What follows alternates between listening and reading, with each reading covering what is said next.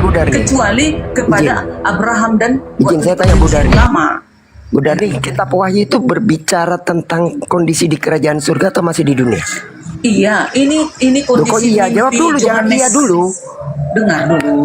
Jawab Ini kan mimpi si Yohanes di Pulau Patmos. Iya, ini Mimpi dia penglihatan bagaimana keadaan tentang surga itu. kondisi di kerajaan surga atau di dunia? Katanya Bu Darni. Kondisi kerajaan surga. Ini Berarti sudah di emangnya kerajaan surga, kan? Emangnya jemaat di Sardis itu di surga? Gimana sih kalian ini? Berarti salah dong. Yohanes bilang Ini itu di kondisi di bumi. kerajaan surga. Oh berarti Ini di salah bumi. Bibelnya. Ini Berarti salah berarti. jemaat di Sardis ini di bumi ini loh. Oh ya Bu benar Ibu benar berarti salah Bibelnya Bu Tengok ini, ya. ada juga jemaat Philadelphia, ada juga kepada jemaat di Laodikia, ada 7 itu jemaat. Ada Iya, Laodikia, berarti salah baru jemaat di Bibelnya, Bu. Efesus, di Smyrna. Ibu berarti Patmos. salah Bibelnya. Ibu yang benar. Bukan Berarti- salah Bibelnya, kalian tak Berarti apa Bu gimana Darni, ya, tak mengerti. enggak, saya fokus Karena aja sama kalian ayat kan yang tak barusan Bu imani Darni baca ya, Alkitab ini, izin ya. gitu. Bu Darni, kan tadi di hadapan Allahku ayat 2 terus ayat 6 kan Yesus bilang juga, aku akan mengakui engkau di hadapan Bapakku. Berarti sama nggak Yesus dengan Bapa ini? Benar. Iya, bukan seperti itu. Ini Kena maknanya lagi. ini Nih, ada kan? loh. Maknanya ini muter lagi. Yesus mengerahkan jemaat yang di Sardis itu agar mereka memberi dirinya bertobat. Itu Coba Bang pemberitahuan. Sal baca ayat 6-nya, Ben. Abang. Bang Ben aku Baca bentar ya lagi. mau beli bodrek dulu Bang Ben. Iya, makanya dibantah loh, bayangin coba. Jelas dia bilang di hadapan Allahku dibantah, katanya Allah itu sendiri dia. Di hadapan Bapakku dibantah pula, katanya Bapak itu sendiri. Terus gimana ini? Emangnya di hadapan itu adalah diri sendiri? Bercerminkah dia Bu Darni? Hah? Dia lagi bercermin kah?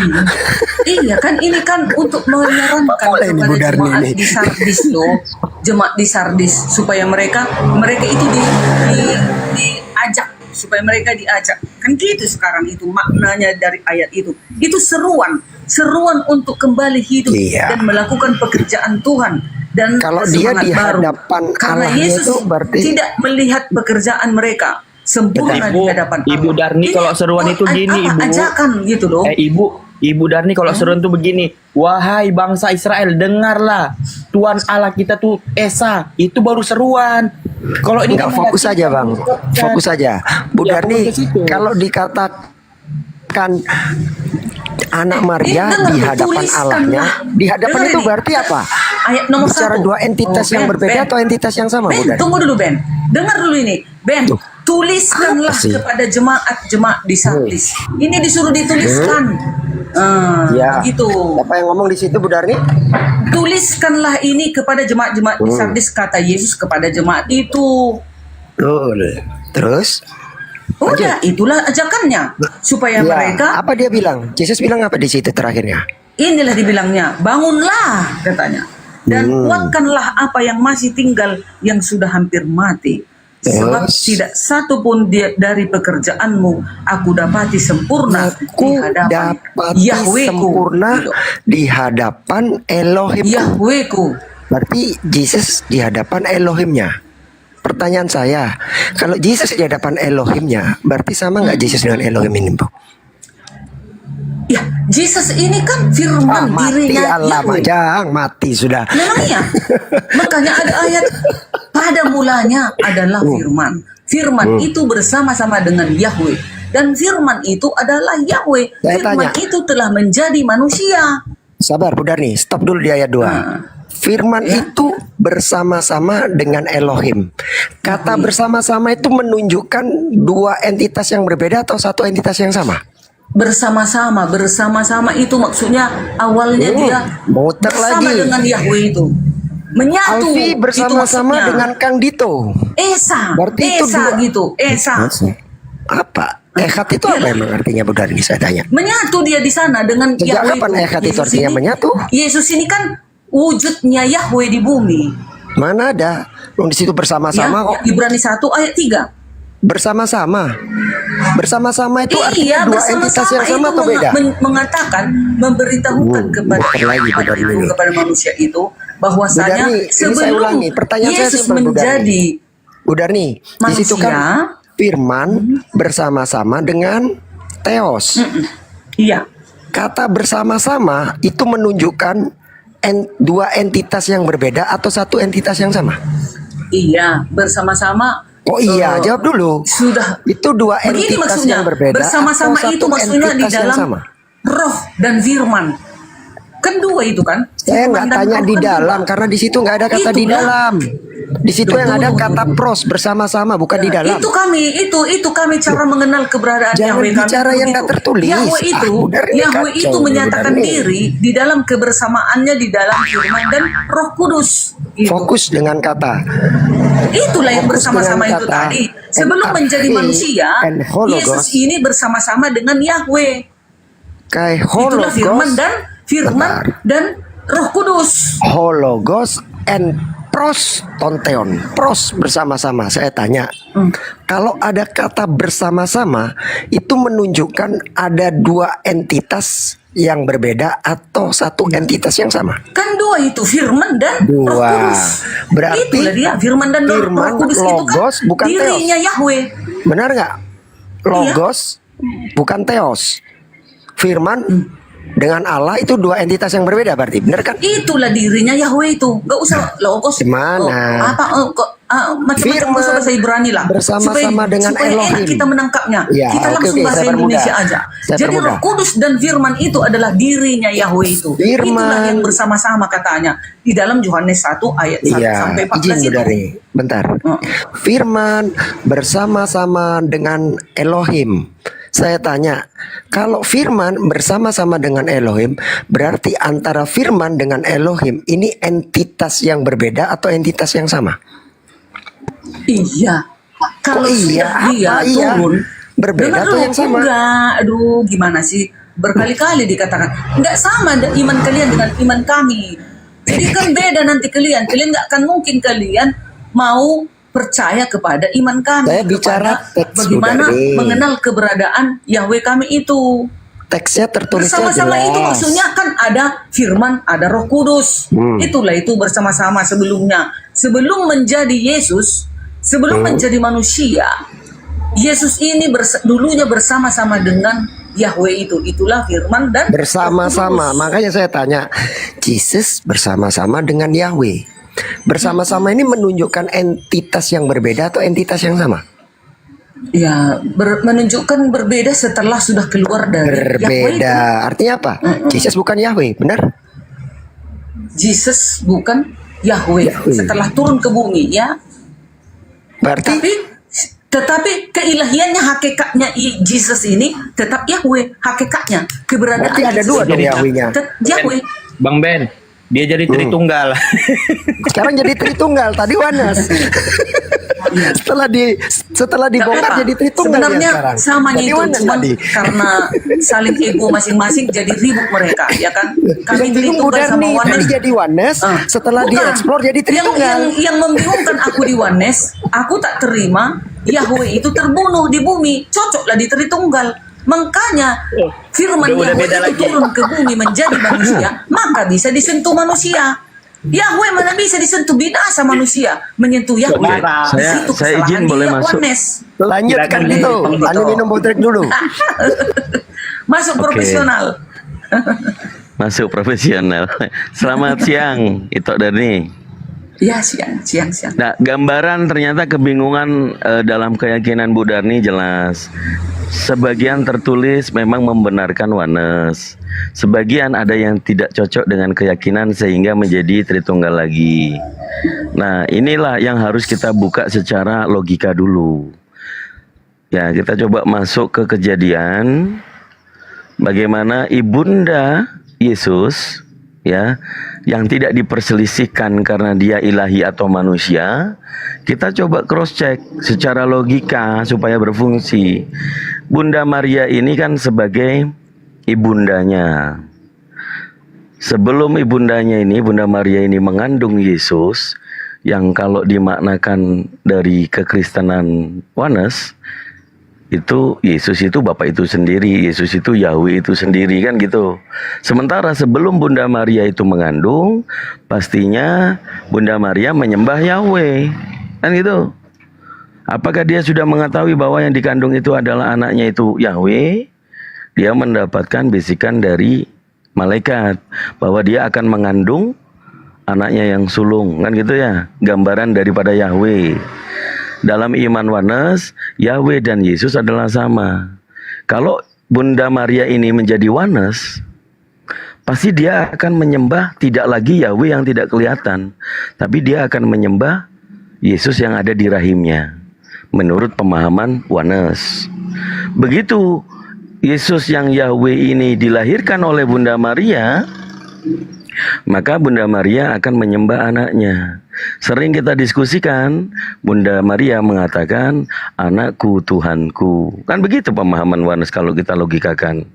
Nah, jadi monoistik dalam ke-Onessan itu semuanya adalah Yesus. Sehingga apakah make sense ibunya menuhankan anaknya? Kemudian apakah nggak luar biasa ibunya melahirkan Tuhannya? Coba berpikir secara logika. Manusia ini kan diberikan anugerah untuk berpikir. Apakah Tuhan itu yang keluar dari perempuan? Dan perempuan itu harusnya harkat martabatnya lebih tinggi daripada Tuhan yang dilahirkan. Kan gitu. Jadi menurut pemahaman Oneness, ya emang ada masalah kalau dilihat dari logika Bunda Maria yang melahirkan Tuhan dan dia adalah Tuhannya. Kan begitu Bu Darni ya. Supaya bisa lepas nih doktrin Oneness-nya. Kalau 3 dalam 1 ya, pada saat Bunda Maria mengandung, sebelum Bunda Maria mengandung, Bunda Maria menyembah Yahweh. Pada saat Bunda Maria mengandung, yang dikandung adalah anaknya, yang juga manusia, tetapi memiliki dwi natur. Tapi dia tetap menuhankan Yahweh, Bapa, pencipta langit dan bumi. Setelah dia melahirkan anaknya, Yesus, dia bukan Tuhan, tetapi tetap anaknya manusia itu dan dikatakan memiliki keilahian. Kan begitu? Jadi Tritunggal dalam hal ini agak sedikit make sense. Tapi secara pengetahuan Bunda Maria, itu yang lahir bukan Tuhan, itu anaknya. Kalau anaknya Tuhannya nggak mungkin Tuhan ini disusuinya. Tuhan kan maha besar, sementara itunya kan nggak sebesar itu, gitu kan. Jadi secara logika pun nggak masuk di akal. Hanya karena terdapat katanya firman-firman Tuhan, padahal Bunda Maria sendiri yang melahirkan yang katanya Tuhan, dia menuhankan Tuhan yang tidak kelihatan. Menurut pemahaman orang Yahudi, tetap Bunda Maria menuhankan Yahweh yang namanya tidak ada vokalnya. Itu. Nah, konsep ini bagaimana mempelajari manakah yang lebih baik, Tritunggal atau Oneness? Bagi manusia ya wajar, orang manusia kan punya sudut pandang masing-masing. Tapi kalau mengutip perkataan-perkataan yang make sense, contoh, Yesus mengajarkan kepada para muridnya mengenai hidup yang kekal atau di akhirat kelak yang tidak ada kematian kembali.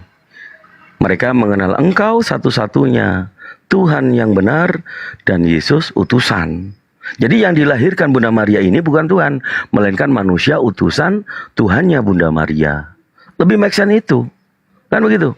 Sama halnya dengan Nabi Muhammad SAW. Nabi Muhammad dilahirkan dalam keadaan yatim piatu. Ayahandanya meninggal dunia pada saat dia di dalam kandungan ibundanya 2 bulan. Kemudian setelah dia lahir, dan dia ini juga masih sama manusia memang, gitu loh. Kemudian ada mukjizat di umur 4 tahun didatangi malaikat Jibril, dibersihkan yang namanya hatinya dengan dibelah dadanya. Itu mukjizat. Apakah itu make sense? Menurut logika manusia, orang tanpa dioperasi dibedah dadanya tanpa medis itu nggak mungkin. Tapi karena mukjizat yang tidak bisa dilogikakan manusia itu terjadi. Apakah itu fakta? Siapa saksinya? Nah, saksinya kalau misalnya hal itu memang dinyatakan benar dari orang yang jujur, maka kita percaya. Nah, keadaan kenabian atau utusan ini tidak ada bedanya. Semua datangnya dari Tuhan. Kalau di Islam Allah Azza wa Jal. Jadi Allah pencipta alam semesta ini mengutus manusia untuk mengajarkan manusia-manusia yang menyimpang dari ajaran yang sebelum-sebelumnya. Termasuk Yesus. Yesus diutus untuk Bani Israel juga. Pada masa itu ada dijajah oleh Romawi, kan gitu. banyak orang-orang Yahudi yang menyimpangkan Taurat Musa. Yesus datang untuk membenarkan kembali, meluruskan ajaran orang-orang Yahudi yang menyimpangkan ajaran Nabi Musa. Kemudian Yesus diberikan kitab, apa itu? Injil. Bagaimana kitab Injil itu? Apakah buku? Tidak. Kan gitu. Namanya kitab nggak selalu buku. Itu ada pemahamannya. Tapi perkataan-perkataan Yesus yang memang tidak pernah berbohong, namanya nabi ya. Nabi itu tidak akan berbohong. Para nabi itu pasti mengatakan sesuatu dari Tuhannya. Nah, kalau dalam demikian, Yesus kan dikatakan, dia bersyukur kepada Tuhannya. Dia meminta keselamatan kepada Tuhannya. Kalau bahasanya di Bible disebutkan Bapa. Apakah Bapa itu Yahweh itu?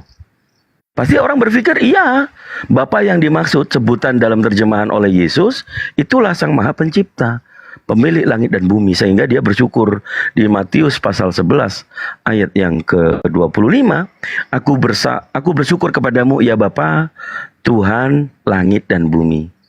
Kalau dalam linguistik, loh Tuhan kan kurios, tapi kurios Yesus ini bersyukur kepada kurios Bapa. Itu agak ribet lagi. Tapi secara logika, ya, berpikir nalar kita sebagai manusia, berpikir secara rasional, ternyata Yesus yang manusia putra Maryam yang suci itu bersyukur kepada Bapaknya, mengajari murid-muridnya, sehingga dia tetap tidak akan dijadikan Tuhan. Terus siapa yang menjadikan dia Tuhan? Jelas-jelas orang yang mengaku bertemu dengan Yesus, siapapun itu namanya pasti tahu, karena Yesus sendiri berkata di Matius pasal 24 ayat yang keempat dan kelima. Dia mengatakan kepada murid-murid, waspadalah, akan datang penyesat menggunakan namaku. Nama siapa? Nama Yesus. Dan mengaku akulah Mesias.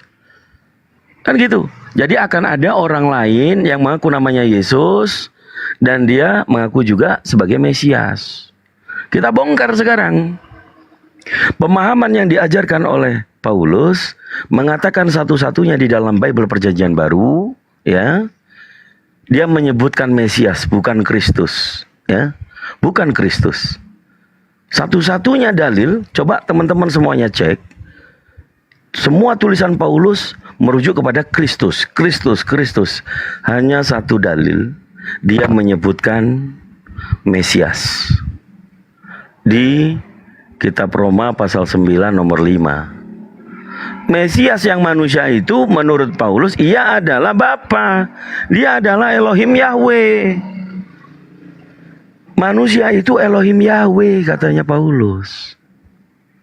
Ini yang nggak tahu ini benar atau salah kan gitu. Kembali buat saudara-saudara Kristen, kenapa Paulus dalam suratnya hanya satu dalil ini? Dia menyebutkan bukan Kristus tapi Mesias. Dia sandingkan Mesias itu ia adalah Elohim Yahweh. Kalau dikatakan seperti itu, Wanes, benar apa salah? Gak ada yang membenarkan, gak ada yang nyalakan.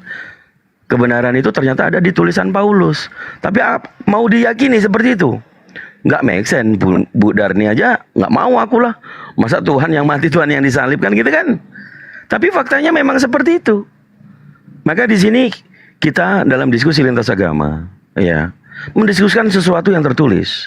Kalau tidak ada sesuatu yang tertulis, maka kita harus gunakan rasional, make sense atau tidak. Kan itu. Apakah manusia kalau diutus nabinya yang juga manusia, kemudian manusia ini dituhankan? Apakah yang menuhankan manusia itu betul? Enggak. Masuk dalam kategori apa? Pagan. Kan gitu. Kemudian konsep korban. Perintah dari nabi-nabi sebelumnya berkorban itu hanya hewan. Ada ditunjukkan sebagai petunjuk yang mengorbankan manusia itu adalah pagan. Dia dikorbankan untuk dewa Baal atau dewa Molok. Loh, kok ini di perjanjian baru Yesus yang memang manusia dikatakan dikorbankan. Nah ini konsepnya kan udah jelas. Konsep seperti yang tadi disampaikan di perjanjian lama. Penyerahan kepada dewa Molok. Bukan ajaran yang dari Tuhan. Apakah Tuhan itu dewa? Nah menurut orang Yunani, Tuhan pun dewa. Dewa pun Tuhan. Orang Yunani. Kalau orang Semitik, orang Ibrani, Aramaik, Arab, ya nggak ada Tuhan dewa. Banyak dewa-dewa lain misalnya, atau Tuhan-Tuhan lain. Tapi Tuhan yang unggul itu, yang pencipta alam semesta ini, bagi kami orang Islam, itu Tuhan itu namanya Allah. Pencipta seluruh alam, mengutus para nabinya, ini untuk meluruskan kembali ajaran-ajaran para nabi sebelumnya. Bukankah kita disatukan dari keturunan Nabi Adam? Bapak Adam dan Ibu Hawa.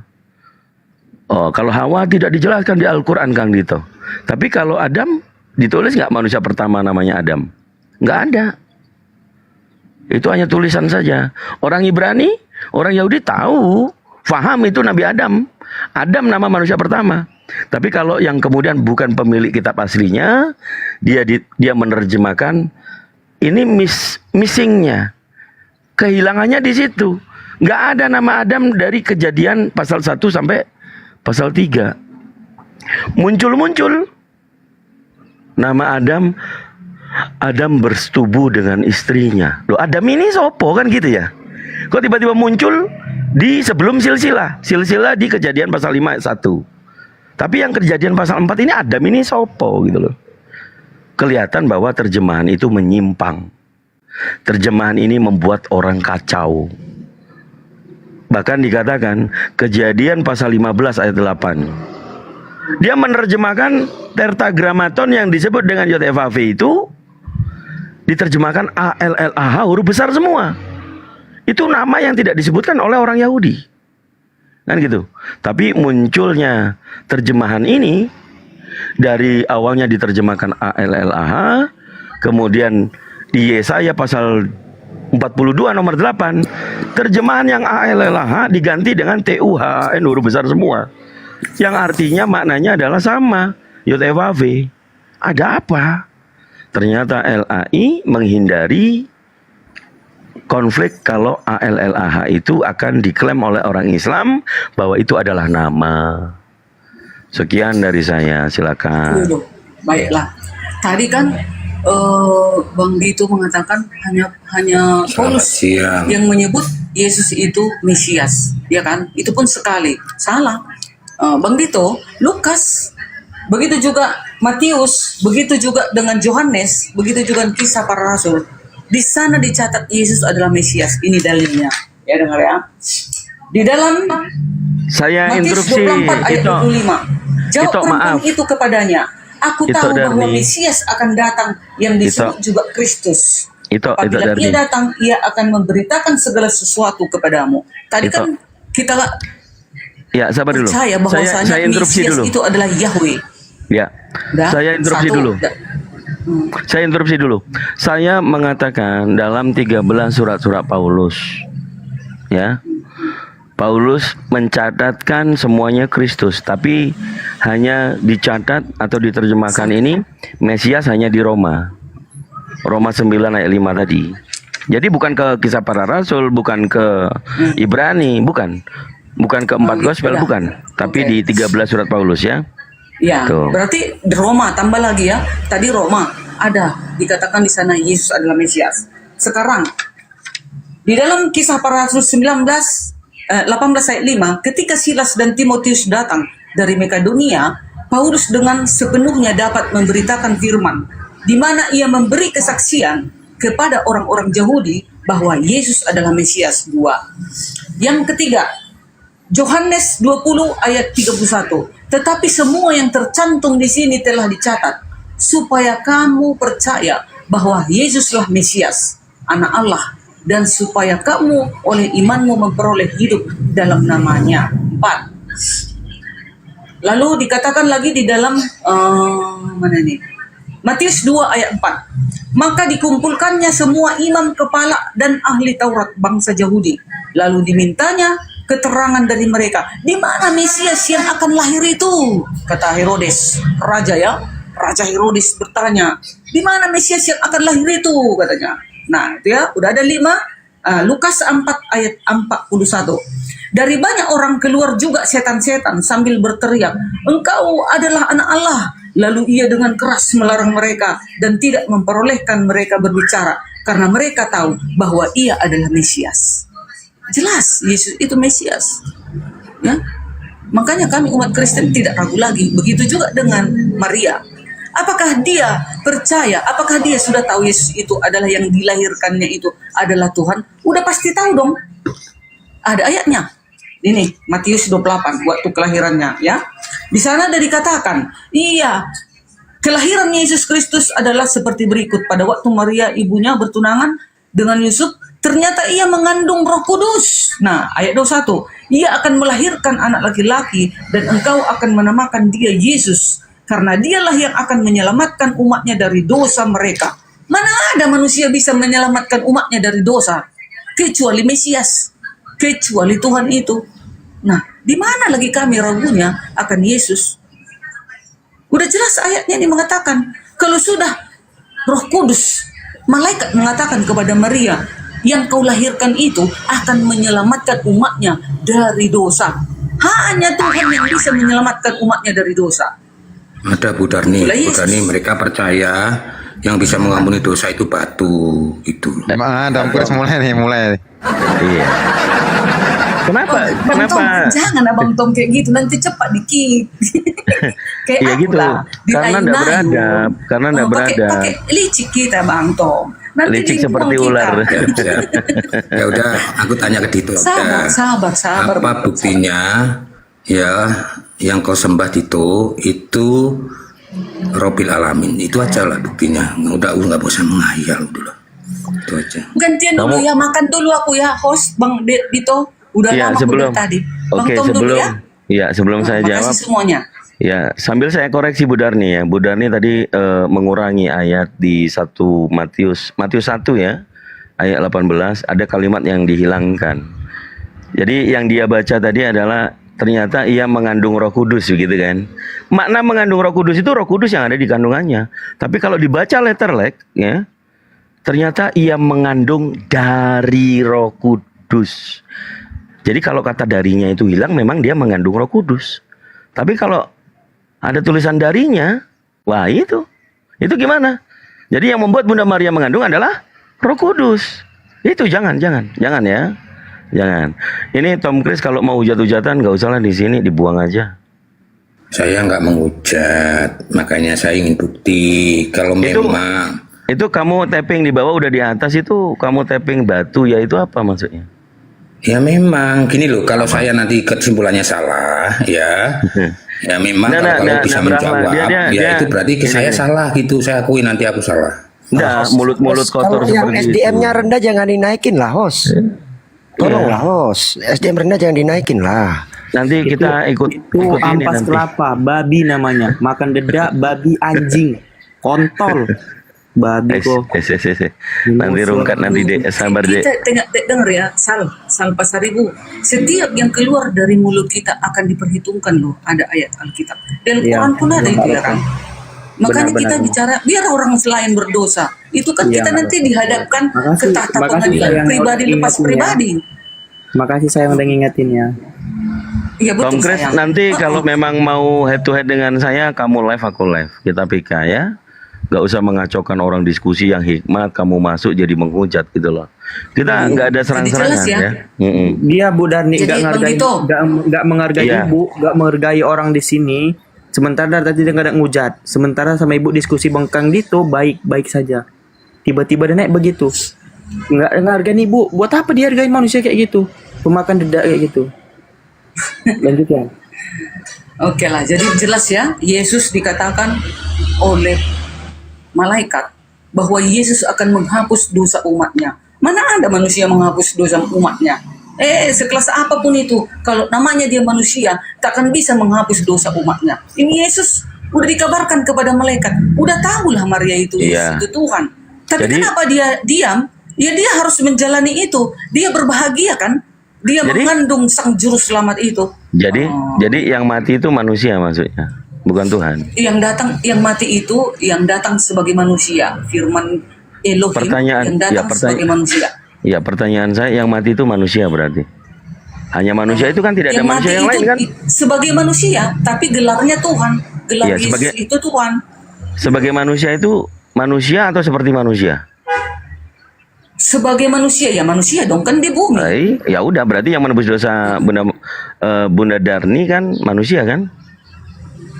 Tidak, gelarnya Tuhan itu. Yesus itu kan gelarnya Tuhan. Tapi Saya ulangi. yang mati itu harus dibuat sebagai manusia gitu. Ya, saya ulangi pelan-pelan ya. Simak baik-baik. Yang mati di kayu salib manusia berarti kan? Iya dong, Tuhan, dia Tuhan datang sebagai manusia. Bahkan bingung kan? Gelarnya kan Tuhan. Bang Dito, aku izin turun aja ya. Nanti takutnya rungkat pula ya. Ya ada. Kalau belum ada peringatan enggak apa-apa deh. Belum ada. Belum ada.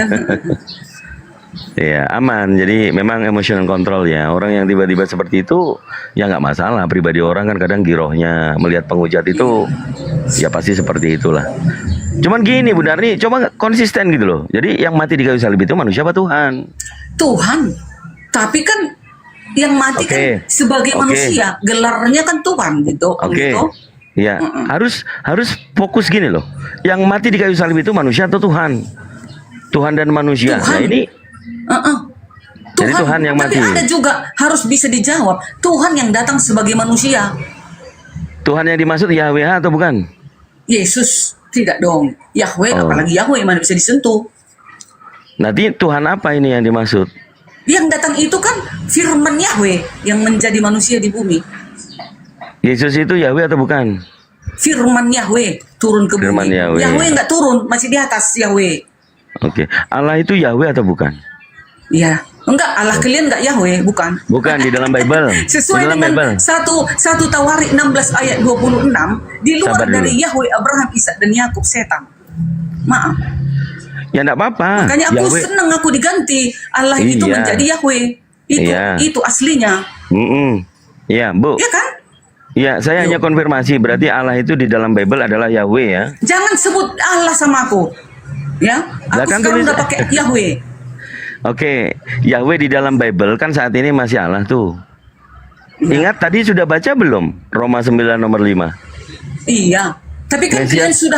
kalian sudah apa namanya demo. Kalian tak boleh orang Ya Kristen. sahabat, jangan ke sana dulu. Kita duduk dulu di permasalahan pengertian yang diterjemahkan oleh LAI. Ini Allah adalah Yahweh kan? Yes. Yes. Mesias yang manusia tadi dikatakan di Roma 9 nomor 5 ia adalah Yahweh gimana? Iya. Iya dong. Jadi Yahweh kan? Memang Yesus kan turun ke bumi kan dirinya Yahweh. Iya berarti Gimana Yahweh. sih?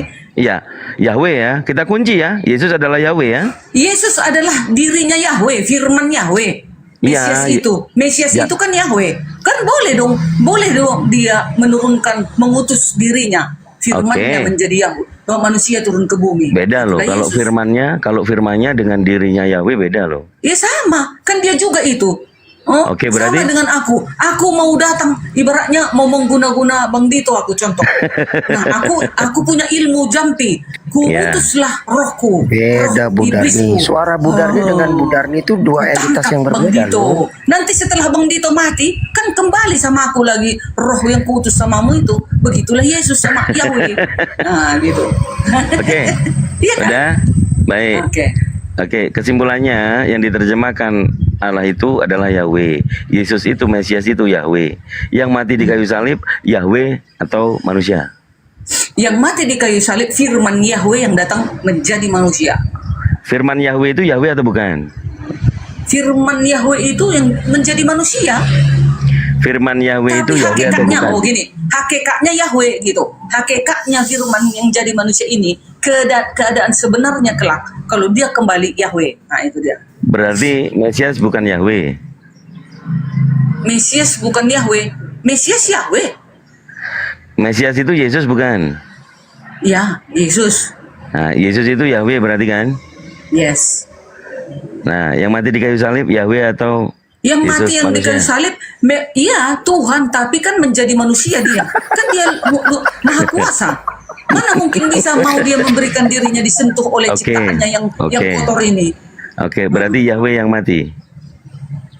Bukan, firmannya Yahweh yang mati, kemanusiaan. Yang datang keberadaannya yang menjadi manusia yang mati. Bukan Yahweh Muter. itu.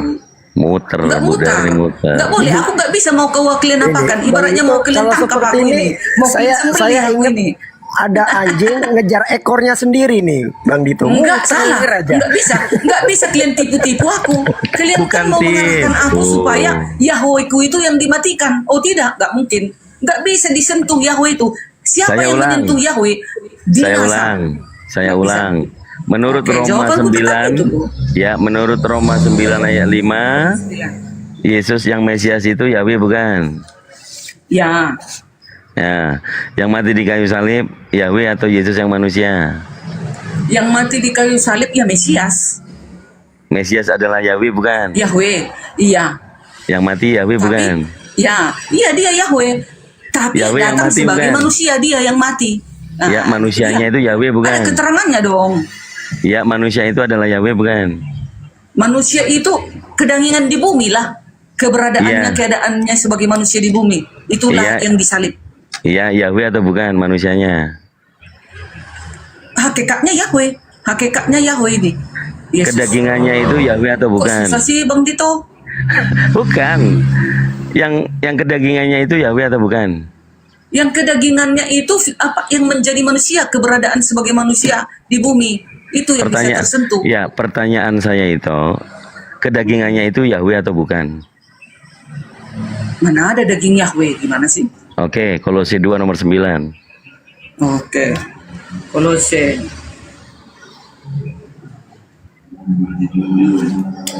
Iyalah. Itu secara jasmani Kepenuhan dipenuhi itu oleh ya, Allah itu kepenuhan. Bu Darni.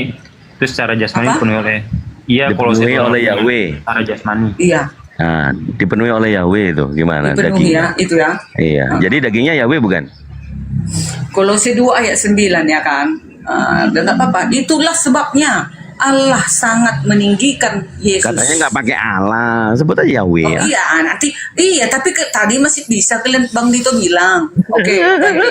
Itulah sebabnya Yahweh sangat meninggikan Yesus dan mengaruniakan kepadanya nama di atas segala nama. Ih, Filipinya ini, Kolose. Kolose 2. Yang mana sih Budar nih? Kolose. Orang Kolose baca Filipi. Iya, kita lagi bahas Iya, daging. Kita sama lagi itu, bahas 2 ayat daging. 9. Aduh. Sebab dalam dialah ya, sebab di dalam Yesuslah berdiam secara jasmania seluruh kepenuhan keyahwean. Ah, dagingnya Yahweh bukan? Ya, sesuai dengan dalil ini ya Iya. Yahweh lah dia semua di dalam Yesus. Udah Yahweh mati. Tapi yang mati kemanusiaan, kalian yang bingung. Katanya Tapi yang dagingnya mati Yahweh. Gimana keadaan Budar? sebagai manusia. Nah itu dia. Yang mati Dagingnya dalam Yahweh keadaan bukan, Budar? sebagai manusia. Nggak Budar nih, dagingnya Yahweh nggak berdasarkan Kolose 2 nomor 9 tadi. Sesuai ini kepenuhan, semua kepenuhan yang di dalam Yesus Yahweh. Tidak, ya kedagingan Nah, itu berarti keseluruhannya dagingnya adalah Yahweh, kan? Yahweh. Yang mati Ya, Yahweh. tetapi yang mati kedagingan yang datang sebagai Kok jadi manusia. pakai tapi? Gimana Itu Budar dia. ini? Kalau kalian Dagingnya menolaknya, adalah ya Yahweh. silakan saja, nggak apa-apa. Yang penting itulah dari kami Kristen, ya.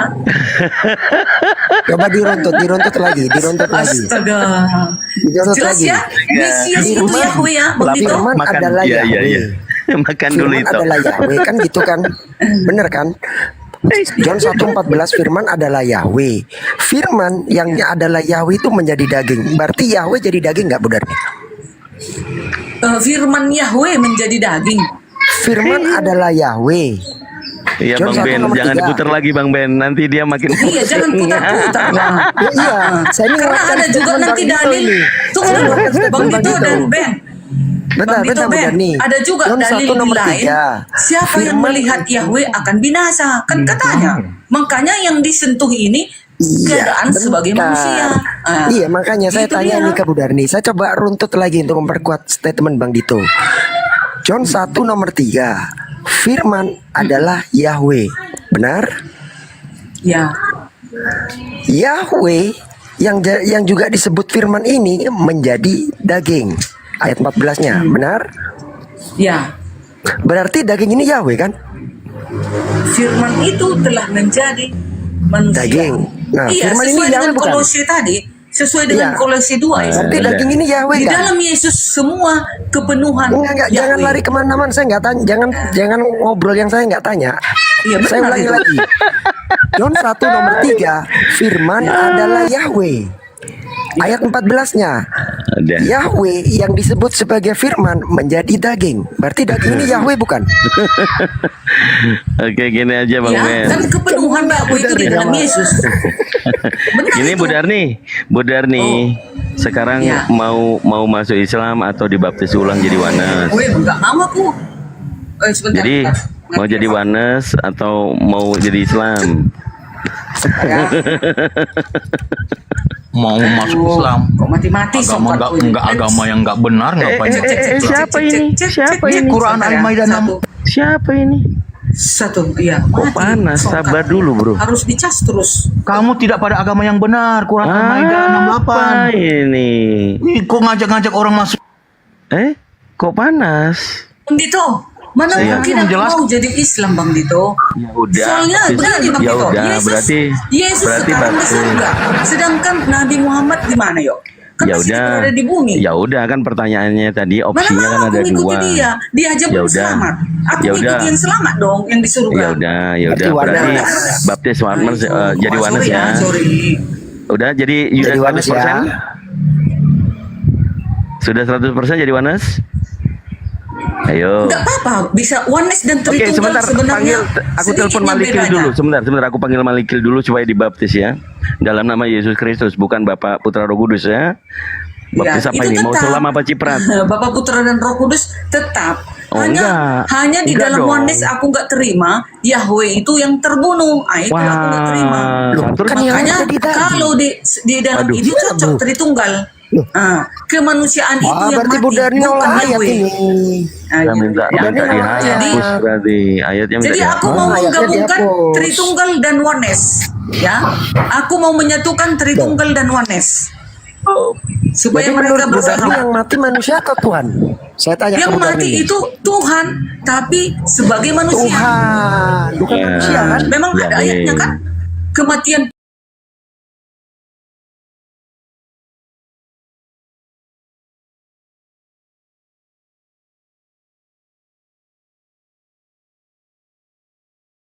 Suaranya kayak perempuan ya? Assalamualaikum Bang Zuma. Waalaikumsalam warahmatullahi.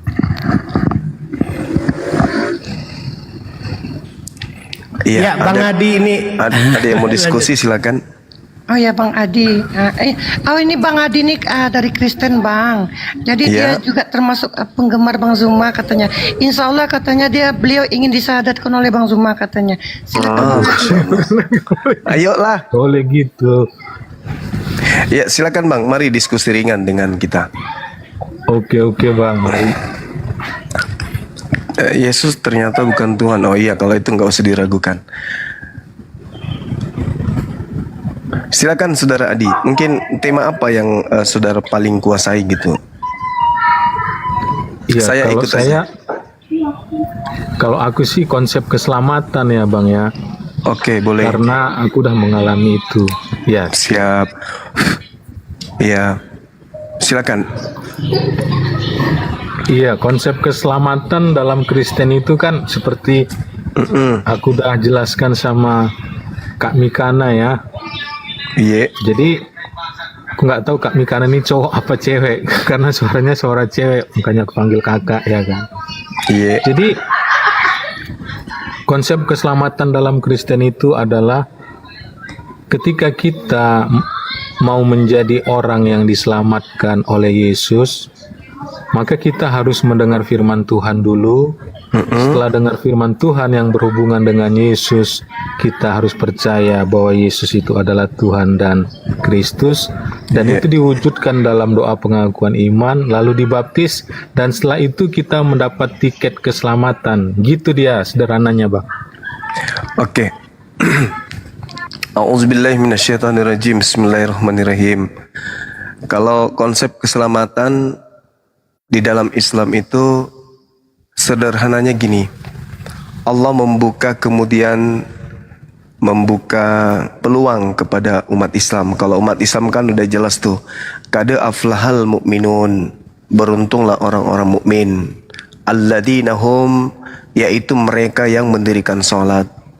Di data ayat ke-11 dari Al-Quran surah Al-Mu'minun dan ayat 11-nya dan ayat 10 dan 11 mengatakan mereka itulah orang-orang yang mendapatkan warisan, yaitu warisan surga Firdaus.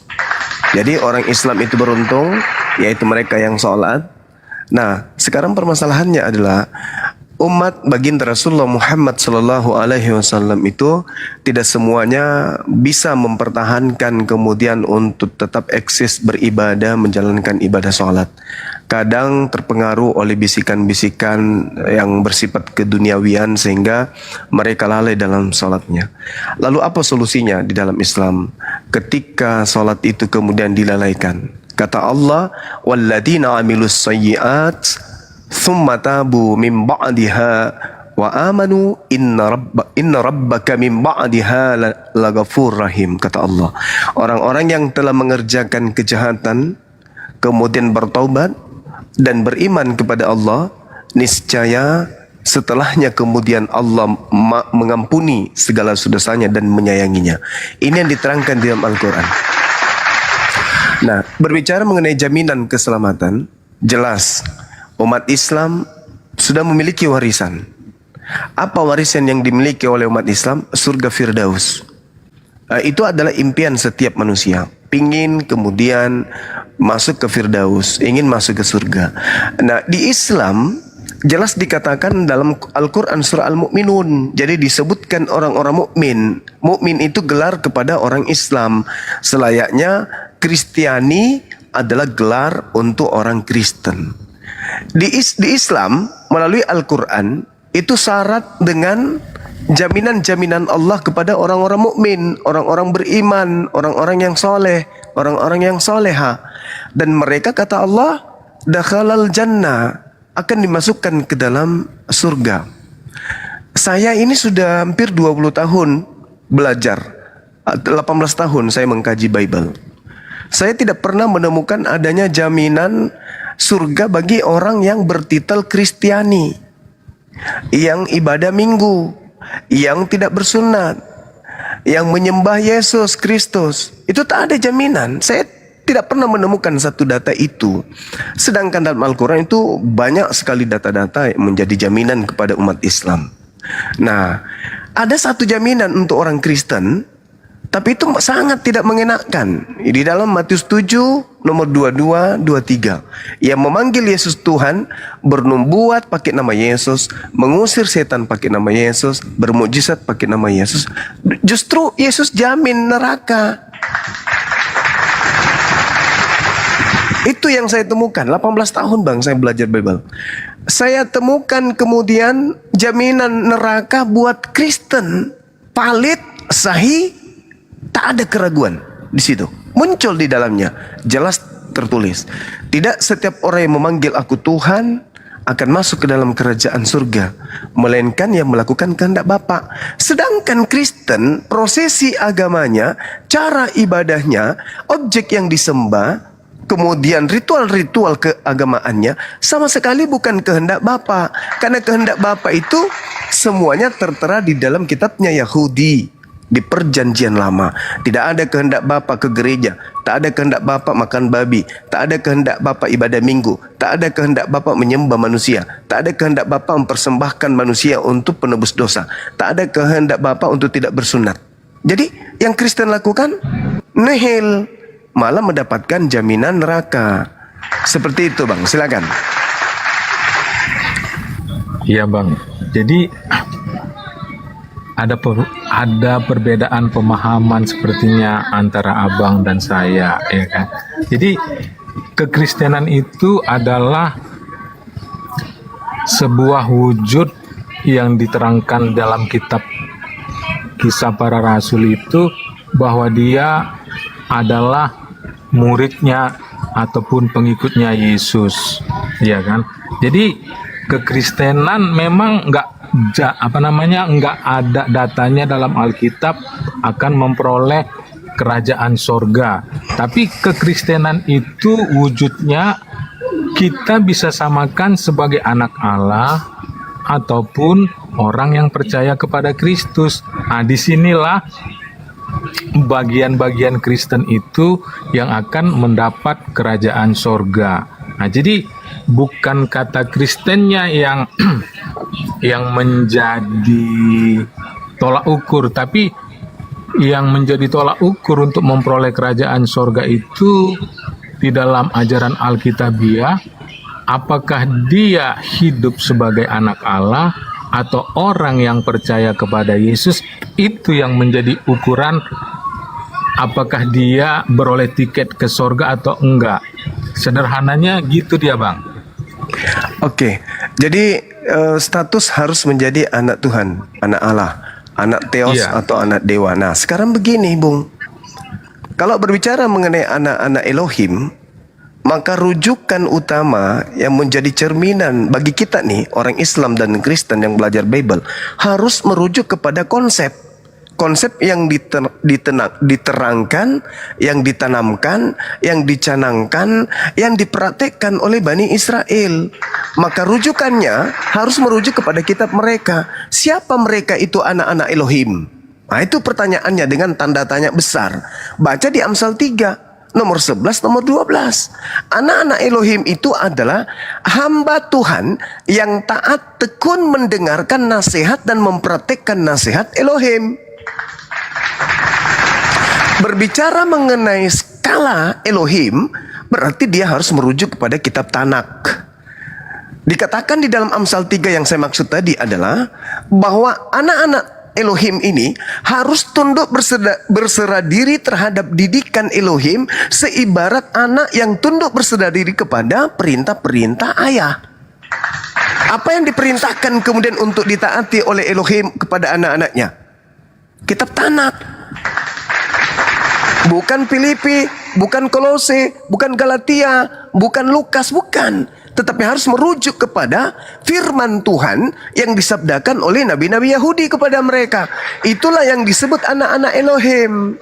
Nah, Yesus juga adalah anak Elohim. Bagaimana kata Yesus kemudian untuk mendapatkan hidup yang kekal? Hidup kekal adalah mereka mengenal Elohim satu-satunya Tuhan yang benar dan mengenal Yesus sebagai utusan Elohim. Nah, sekarang Kristen ini dibangun dari apa? Konsep karena Yesus utusan atau konsep karena Yesus adalah Tuhan yang datang dalam rupa manusia, mati nebus orang-orang Kristen, nebus dosa orang-orang Kristen. Nah, konsep itu yang dimiliki oleh orang Kristen. Sedangkan konsep keselamatan menurut Yesus yang adalah anak Elohim untuk Bani Israel adalah menerima Yesus tidak lebih dan tidak kurang sebagai Rasul utusan Elohim. Yohanes 17 nomor 3 tertulis, hidup kekal itu adalah mereka mengenal Elohim satu-satunya Tuhan yang benar dan mengenal Yesus yang diutus oleh Elohim. Berarti kalau di dalam Islam, la ilaha illallah wa Yesus Rasulullah. Itu jelas. Nah, pondasi dasar ini tidak menjadi dasar berdirinya agama Kristen. Yang menjadi pondasi berdirinya agama Kristen adalah matinya anak Elohim di atas tiang salib menebus dosa-dosa orang Roma.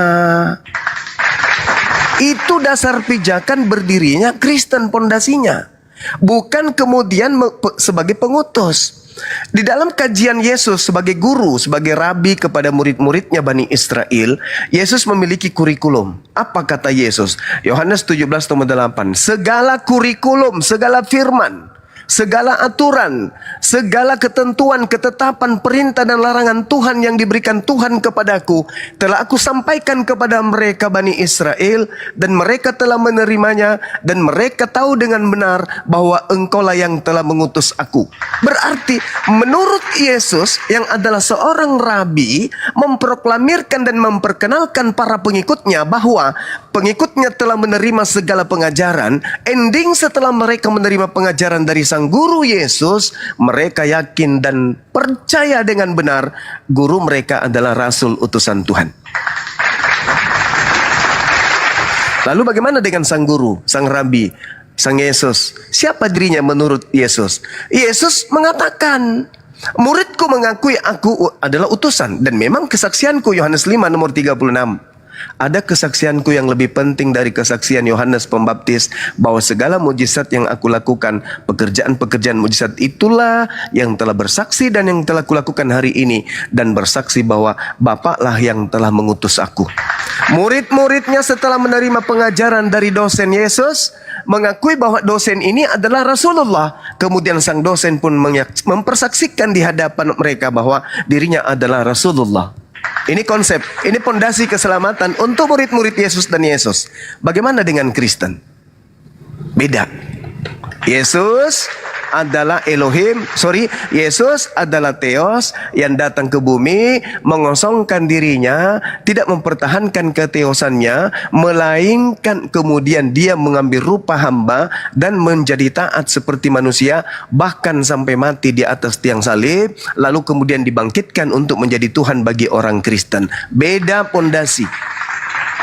Beda karakter pengajaran, beda rasa pengajaran, namun kemudian menggunakan dua tokoh yang satu namanya sama, tetapi oknumnya berbeda. Demikian.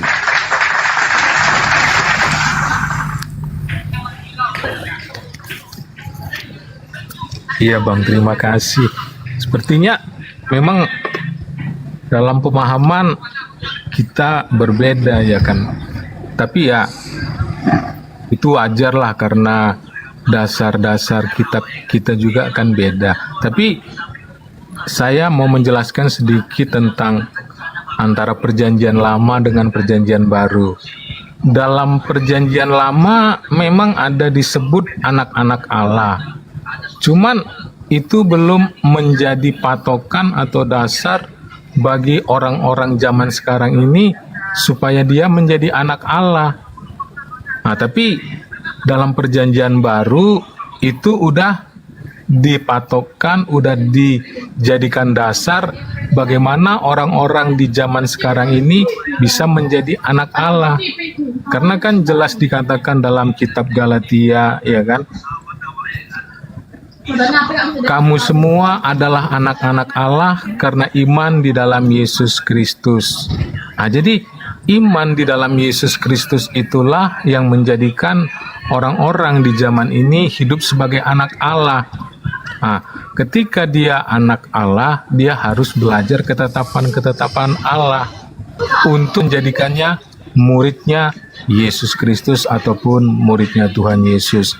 Nah, sebagai murid inilah kadang banyak orang yang memiliki pemahaman-pemahaman yang berbeda-beda, sehingga kadang ada orang Kristen ini katanya kalau mau percaya pada Tuhan cukup harus berdoa aja, oh cukup hanya dibaptis saja, jadi atau yang lainnya. Jadi ada banyak pandangan-pandangan, sehingga dalam kekristenan ini ada banyak aliran gitu kan, ada banyak denominasi. Tapi kalau saya sendiri memahaminya, pemahaman tentang keselamatan itu bisa kita akui atau pastikan itu ada dalam jalurnya Tritunggal atau Trinitas. Karena apa? Karena konsep ketuhanan itu di situ jelas dinyatakan bahwa Allah itu sesungguhnya merupakan satu hakikat. Tetapi dia menjadi tiga pribadi karena mempunyai peran-peran yang berbeda.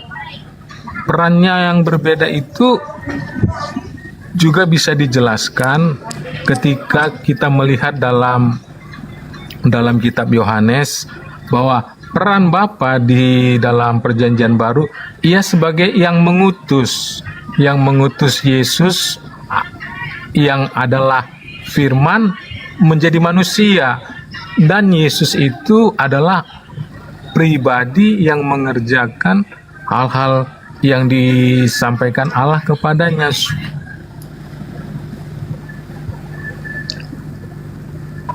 Sederhananya gitu dia Bang. Jadi memang ada perbedaan-perbedaan sepertinya dalam saya dan Abang memahami apa yang ada dalam kitab-kitab Kristen gitu dia Bang. Oke, baik. Jadi kerangka berpikirnya dan rumusan masalahnya itu begini. Elohim dengan Theos itu berbeda. Itu rumusan pertama. Rumusan kedua, anak-anak Elohim dan anak-anak Theos itu juga adalah sesuatu yang berbeda. Pengajaran Elohim dan pengajaran Theos itu berbeda. Kemudian hakikat daripada Elohim dan hakikat Theos itu juga berbeda. Sehingga ketimpangan yang terjadi ketika kemudian Elohim dan Theos disatupadukan, anak-anak Elohim dan konsep anak-anak Theos juga disatupadukan, begitu juga dengan pengajarannya. Maka yang hadir kemudian pada saat itu adalah kerancuhan yang terjadi, menjadikan penganut agama Kristen itu berpijak kepada satu konsep yang tidak berlandaskan kepada kerangka berpikir secara ilmiah. Satu hal yang disebut Elohim itu adalah hakikat pencipta langit dan bumi, sedangkan Theos itu adalah dewa-dewa. Dewa-dewa yang kemudian dipercayai oleh orang Roma, orang Yunani, orang Mesir, orang India. Nah, kemudian yang lupa untuk dirumuskan oleh orang Kristen ketika membuat kerangka keagamaan adalah anak-anak Elohim adalah orang-orang yang berserah diri tunduk kepada perintah-perintah Tuhan yang didatangkan melalui nabi-nabi mereka. Seperti tunduk kepada aturan-aturan Tuhan yang ada di dalam kitab Tanakh. Sedangkan penganut Theos, anak-anak Theos adalah anak-anak halusinasi, anak-anak yang suka berangan-angan, anak-anak yang hanya didoktrin dan didogma oleh nenek-nenek moyang mereka penyembah dewa Hercules, dewa Attis, Horus, dan juga Zeus. Itu sebelum ada Kristen nih, ini belum ada Katolik, belum. Kita baru menjelaskan tentang kerangka awal dulu.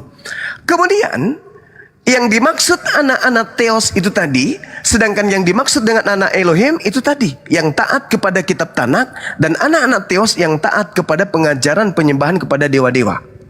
Itu anak-anak Theos. Lalu kemudian Kristen hadir, mencoba untuk memadukan antara ajaran Elohim dengan ajaran penganut Theos. Sehingga apa yang muncul? Kebingungan. Masuk ke Indonesia ajaran itu semakin kacau.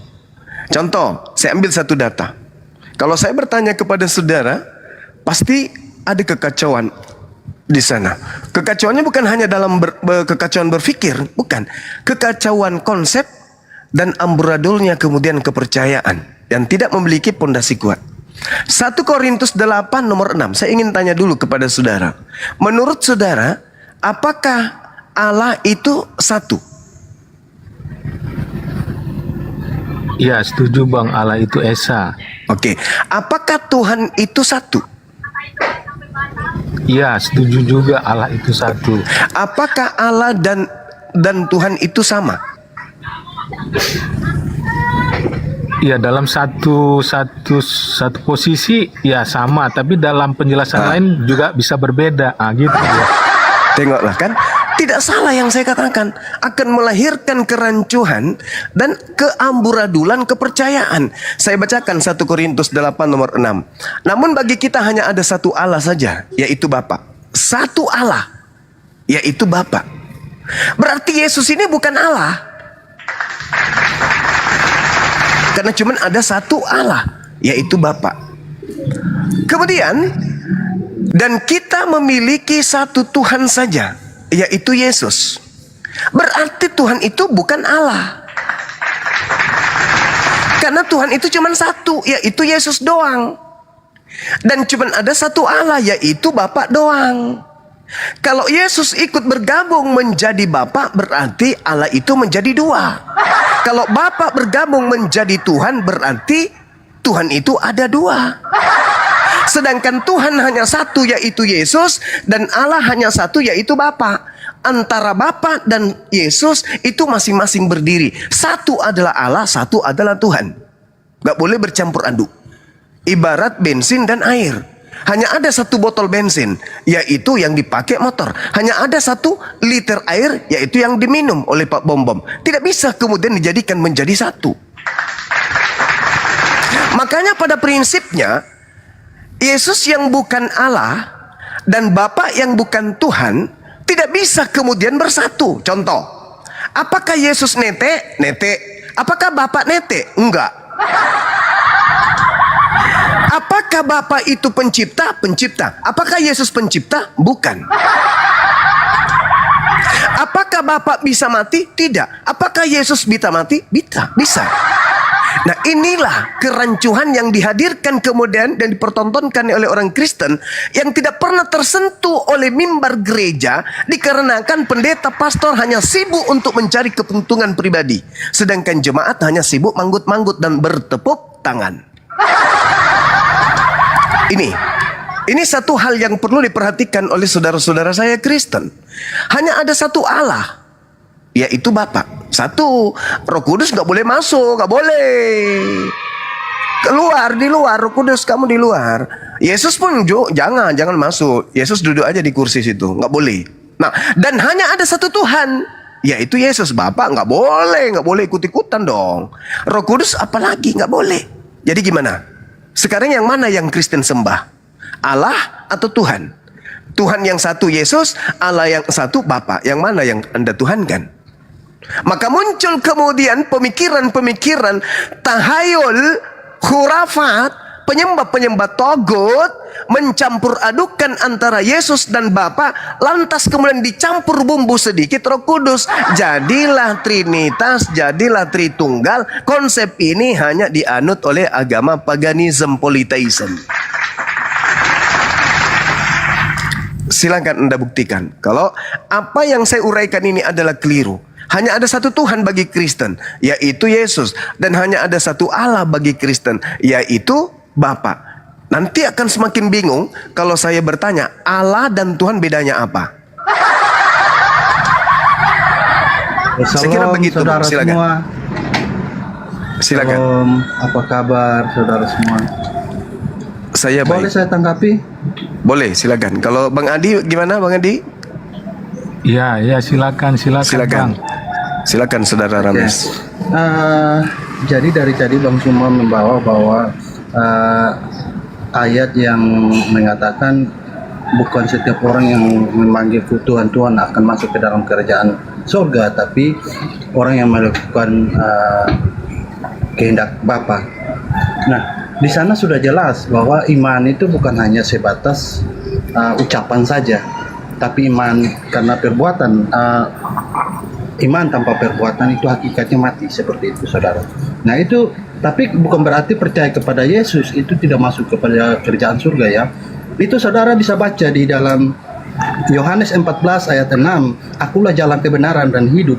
Tidak seorang pun bisa sampai kepada Bapa. Tidak seorang pun, saya garis bawahi, tidak seorang pun bisa sampai kepada Bapa jika tidak melalui Dia, yaitu Yesus ya. Itu perlu Anda garis bawahi itu. Terus ada banyak ayat lagi yang ingin saya sampaikan, yaitu di Yohanes 11 ayat 25. Akulah kebangkitan dan hidup. Dialah kebangkitan dan hidup itu. Barang siapa percaya kepadaku, ia akan hidup walaupun ia sudah mati. Dan masih banyak hal, masih banyak apalagi ayat lagi ya. Tapi oke lah, saya rasa itu cukup. Nah, saya ingin katakan kepada saudara, apakah ini cuma perkataan atau ada bukti nyata di sana? Nah, dari mulai Yahudi kita tahu bahwa salah satu tokoh ya, bukan satu-satunya, salah satu tokoh, yaitu Elia, Nabi besar Elia, itu sudah terangkat ke surga dan sampai saat ini jasadnya tidak ada di bumi. Itu satu tokoh. Yang tokoh kedua dari perjanjian baru, yaitu Yesus ya, itu sudah terangkat ke surga juga.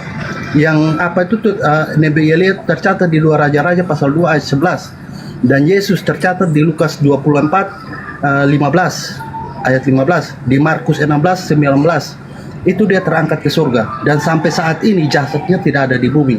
Nah, pertanyaan saya, yang membawa wahyu terus sahabat-sahabatnya sampai zaman sahabat-sahabatnya dan seterusnya, adakah yang sudah terangkat? Kalau ada dalilnya di mana, saya minta. Terima kasih. Oke, ya menarik ya yang Anda uraikan ini. Yang pertama, Yesus itu adalah jalan, kebenaran, hidup. Masya Allah. Terima kasih Anda sudah mengakui Yesus itu jalan. Dengan demikian, sebagai jalan dia sudah pasti bukan yang mati tergantung di atas salib. Kalau jalan mati hancur, tol berantakan, orang nggak bisa sampai ke tujuan. Kalau jembatannya jalannya rusak. Kemudian Anda menyinggung Elia. Elia kalau Anda baca di dalam kitab 1 Raja-Raja 18 dari data nomor 41 sampai 46, Elia itu adalah orang yang sangat taat, beribadah kepada Elohim, sujud di dalam menyembah, di dalam kemudian bencana seperti apapun, beliau tetap khusyuk menjalankan ketaatan doa kepada Tuhan pencipta langit dan bumi. Beliau sujud dalam beribadah, beliau kemudian berbungkuk ke tanah untuk kemudian menyimpan wajahnya di antara kedua lututnya supaya dia, si Elia ini, menghibah kepada Tuhan pencipta langit dan bumi. Rupa-rupanya orang yang kemudian sujud beribadah, bertekun di dalam berdoa kepada pencipta langit dan bumi bisa naik ke langit. Begitu juga Yesus. Artinya apa yang dipraktikkan hari ini oleh orang Islam sudah ada lebih dulu yang menjadi contoh, dan orang-orang ini terangkat ke langit. Sekarang zaman modern, sudah ada pilot, sudah ada rudal, ya, tapi belum ada penyembah Yesus yang naik ke langit ke surga. Belum ada orang yang nyanyi-nyanyi hari Minggu itu naik ke surga. Tapi kalau orang yang sujud, memohon kepada yang memiliki langit dan bumi, sudah ada contohnya. Itu satu. Saya hanya ingin mengatakan kepada saudara, kalau Anda mengakui Yesus itu adalah jalan, mustahil Anda menjadi Kristen. Karena jalan yang ditunjukkan oleh Yesus bukan ke gereja. Jalan yang ditunjukkan oleh Yesus itu adalah ke sinagoge, ibadah Sabat, kitabnya Tanakh, menyembah kepada Elohim, tidak menyembah kepada anak Maria bernama Kristus. Kalau Anda mengikuti jalan Yesus, mustahil Anda jadi Kristen, saudara. Anda pasti menjadi praktisi Torah. Kalau Anda menjadi praktisi Torah, Anda bersunat, Anda nggak makan babi, Anda nggak makan anjing, Anda tidak minum khamar, Anda tidak ke gereja, Anda tidak Kristen. Jalan yang ditunjukkan oleh Yesus adalah Shema Israel Adonai Eloheinu Adonai Ahad. Jangankan Bani Israel, kepada iblis aja Yesus ajarkan, Yesus perintahkan untuk menyembah kepada Elohim saja. Sedangkan Kristen adalah satu kekuatan kelompok anak keturunan Adam yang mencoba untuk memblokade pencipta langit dan bumi, yaitu Elohim, agar bukan dia saja yang Tuhan, tetapi Kristus juga Tuhan. Jadi kekuatan yang digalang oleh anak keturunan Adam separuh, yaitu Kristen, berkongkong-kongkong mereka untuk menyatukan kekuatan, mengkudeta pencipta langit dan bumi dengan melantik anak manusia yang bernama Kristus itu sebagai Tuhan. Mengangkat derajatnya sehakikat dengan Tuhan pencipta langit dan bumi. Ini hanya disifati oleh penganut ajaran setan. Pencipta langit dan bumi itu tidak bisa diganggu gugat oleh siapapun. Mau dia manusia yang lahir tanpa ayah, tanpa ibu, tanpa kedua-duanya. Mau dia yang membangkitkan orang mati, sapi mati, kambing mati, ular mati, kucing mati. Mau dia yang bersunat pada hari ke-8, hari ke-9, hari ke-10. Mau dia yang membuka mata orang melihat, orang buta, orang tuli, orang bisu, orang conge, orang sumbing. Tidak ada peduli. Kekuatan pencipta langit dan bumi tidak akan pernah bisa diseterai oleh manusia. Meskipun namanya Kristus, Kerastas, Spertus, Andrianus, tak ada manusia yang bisa setara dengan itu. Dan lagi-lagi Yesus mempersaksikan itu. Hidup kekal itu adalah mereka mengenal Engkau satu-satunya Elohim. Satu-satunya. Tak ada yang lain. Kamu Yesus gimana? Masa kamu enggak? Enggak. Aku hanya utusan. Titik. Jangan ditambahin, jangan dikurangin. Aku Mesias, aku utusan, aku Rasul besar, aku Nabi besar. Tapi bagi Bani Israel doang. Jangan ditambah-tambahin, apalagi diangkat menjadi Tuhan. Jangan. Jadi itu posisinya itu di situ, saudaraku. Jadi kalau kita berbicara mengenai keselamatan, maka poin yang diberikan kepada manusia oleh para nabi adalah mengimani Yesus yang lahir tanpa ayah, yang diberikan hikmat penginjilan kepada Bani Israel hanya sebagai rasul utusan Tuhan kepada Bani Israel. Titik. Percaya kepada keadaan itu, kata Yesus, hidup kekal itu adalah mereka mengenal Engkau satu-satunya Elohim dan mengenal aku sebagai utusan Elohim. Baru bisa mendapatkan hidup kekal. Ya mungkin Islam kagak, tetapi yang mau menghidupi dirinya hidup kekal menurut Yesus, percaya kepada dirinya sebagai utusan Tuhan dan percaya Tuhan Elohim satu-satunya Tuhan. Selesai. Itu kata Yesus. Kalau ada yang melebih-lebihkan itu berarti itu sudah penyesat. Silakan. Oke, terima kasih ya. Terima kasih. Tadi saudara mengatakan bahwa Elia taat karena dia taat khusyuk kepada Tuhannya. Nah, Anda juga mengatakan Yesus karena dia adalah jalan kebenaran. Ya kan? Nah, apakah Tuhan Bapa tidak tahu kalau Yesus ini disembah sama orang, kok dia terangkat ke langit? Nah, tadi saya bertanya kepada saudara, seharusnya saudara tunjukkan kepada saya dong. Ya kan? Dalilnya di saudara bagaimana untuk menguatkan keimanan kita semua seperti itu. Nah, seharusnya saudara tunjukkan. Nah, oke lah, kita bergeser lagi ke tempat. Menurut saudara saya tempat beribadah. Nah, itu saudara mungkin tidak sempat membaca di Yohanes 4 ya. Yohanes pasal 4. Itu sama seperti yang dikatakan oleh perempuan Samaria yang ketemu Yesus di sumur itu, yaitu di ayat 20-nya. Ya, itu perkataan Bang Suma sama seperti itu.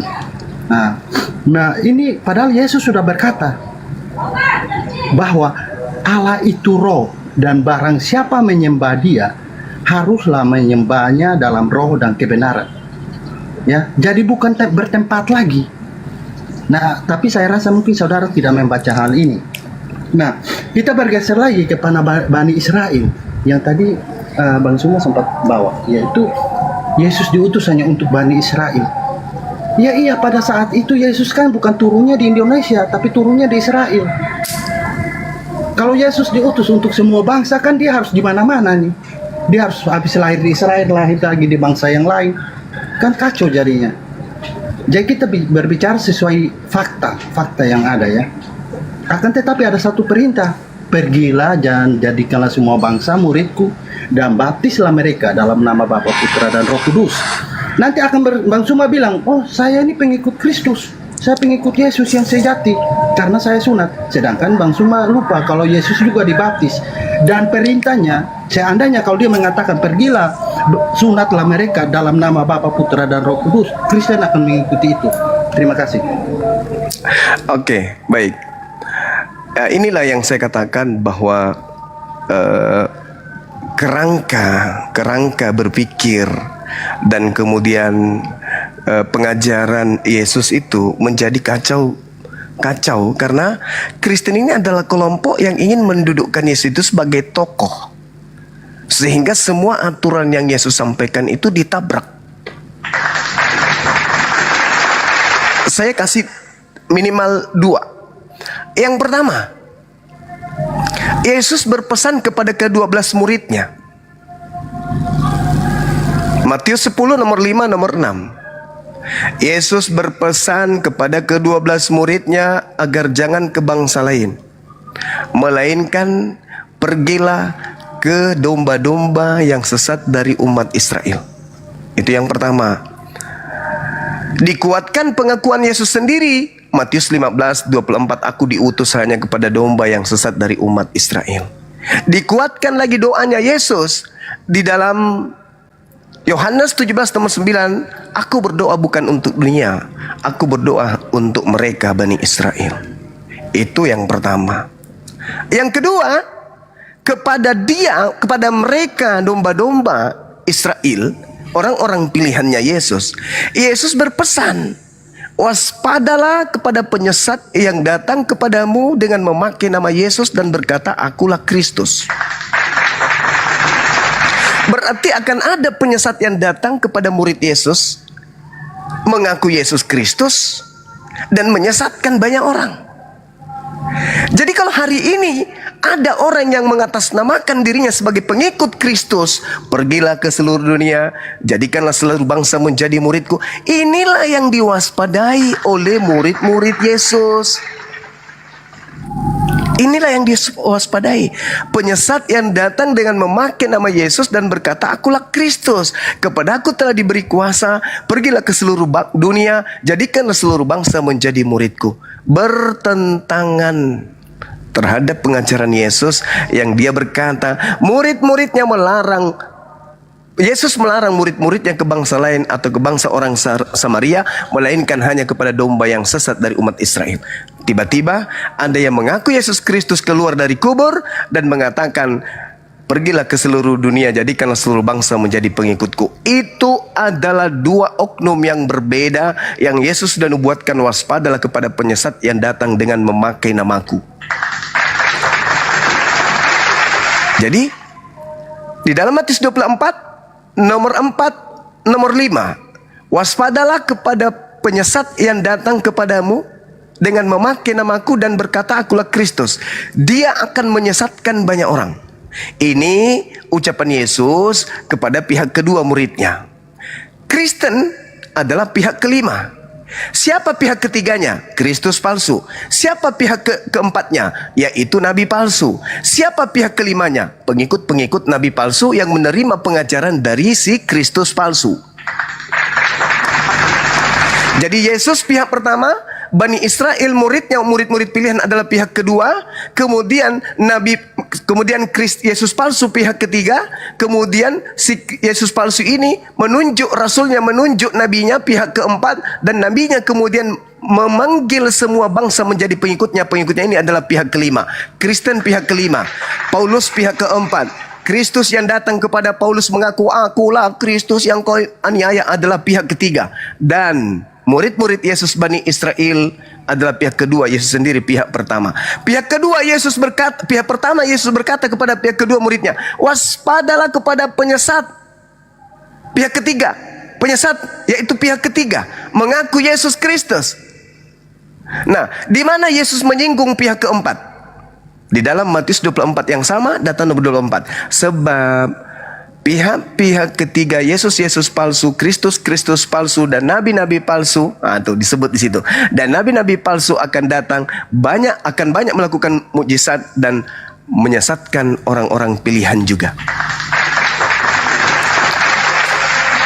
Jadi kalau Anda sehari ini membawa nama Yesus, yang Anda bawa itu bukan nabi rasulnya Bani Israel, yaitu anak Maria, bukan, tapi Yesus Kristus yang datang kepada Paulus.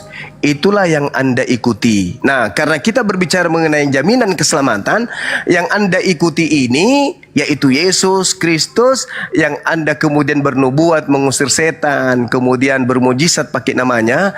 Ketika nanti di hari kebangkitan Anda dipertemukan dengan Yesus yang asli, Yesus yang asli menyangkal, aku tidak mengenal kalian. Yang kalian ikuti itu adalah si palsu, yang dulu murid-muridku aku minta mereka waspada kepadanya, tapi ternyata kalian yang terperangkap di dalamnya. Enyahlah daripadaku, aku tidak mengenal kalian, kalian semua adalah pembuat kejahatan. Demikian. Oke, terima kasih Bang Suma. Bang Suma, saya tidak tahu, mungkin lupa atau bagaimana, tapi Bang Suma tidak menjawab setiap apa yang saya tanyakan. Oh, ada pertanyaan. Sorry, silakan. Pertanyaannya apa? Ya, tapi tidak masalah, saya selesaikan dulu ya. Nanti saya ulang pertanyaan saya. Oke. Oke. Nah, Saya tahu Bang Suma akan melarikan ini kepada bahwa rasul palsu itu adalah seorang rasul, yaitu Paulus. Saya tahu itu. Jadi walaupun Bang Suma belum sempat sampaikan, tapi saya udah bisa terka ini jatuhnya kemana. Nah, oke, saya akan tunjukkan kepada saudara saya ya. Kita harus tahu bahwa kitab Kisah Para Rasul itu bukan ditulis oleh Paulus, ya, tapi ditulis oleh Lukas. Nah, bagaimana mungkin seseorang yang apabila dia palsu dan tidak diakui disahkan oleh rasul-rasul yang lain, mana mungkin mereka menulis tentang dia? Kita bisa lihat di Kisah Para Rasul itu waktu pertama kali itu di Kisah Para Rasul 7 ayatnya yang ke-58, ya kan? Itu di sana kita bisa lihat bahwa Paulus itu awalnya Saulus, dia adalah orang yang jahat. Jadi dia dulunya sebelum bertobat dia adalah orang yang jahat. Tapi kita bisa lihat pertobatannya dia di Kisah Para Rasul 9. Masih di kitab yang sama, Kisah Para Rasul 9 ayat 1 sampai 19. Nah, itu dia bertobat. Akhirnya dia bersama ini Barnabas. Itu di Kisah Para Rasul 19 ayat 19 sampai 30. Ya. Nah, dan banyak lagi. Ya, dan banyak lagi. Kita bisa lihat apa saja yang dilakukan Paulus setelah bertobat dan apa saja yang bisa dilakukan Paulus sebelum bertobat. Yaitu sebelum bertobat, Paulus itu seorang jahat, dia menganiaya pengikut Kristus dan dia tidak bermujizat, ya kan? Dia tidak bermujizat pada saat belum bertobat nih. Nah, setelah bertobat dia sudah bisa berbuat mujizat. Nah, mujizatnya apa saja? Yaitu di Kisah Para Rasul 19 ayat 11 sampai 12. Yaitu sapu tangannya dia, bahkan kain bekas pakainya dia itu bisa menyembuhkan orang, bahkan berbagai penyakit seperti itu. Nah, di 2 Korintus 12 ayat 12 itu Paulus juga membuat banyak mujizat di sana. Ya, kita lihat di Kisah Para Rasul 14 ayat 8 sampai 10 itu orang lumpuh disembuhkan. Ya. Bahkan di Kisah Para Rasul 16 ayat 16 sampai 18 itu roh jahat dilepaskan. Ya, roh jahat, orang yang kerasukan itu dibebaskan. Mohon izin Bang Rames, kita langsung ke pokok pertanyaan Abang aja. Apa yang mau Abang pertanyakan kepada Abang Zuma, silakan Bang. Iya, saya selesaikan dulu. Terus di Kisah Para Rasul 16 ayat 26, di Kisah Para Rasul juga itu tentang penyihir ya, yang bahkan Paulus dengan perkataannya penyihir itu bisa buta. Nah, itu kelebihannya. Apakah Tuhan ini tidak tahu bahwa seorang yang palsu bisa dikasih begitu banyak hal-hal yang luar biasa seperti itu? Nah, saya tadi bertanya kepada Bang Suma, seharusnya Bang Suma menjawab saya dong, ya kan? Seharusnya Bang Suma tunjukkan kepada saya datanya, bahwa adakah yang sudah terangkat ke surga atau ke langit lah dan jasadnya tidak ada di bumi. Ini terhitung dari yang bawa wahyu. Karena tadi saya sudah bilang bahwa yang bawa wahyu yaitu Yahudi.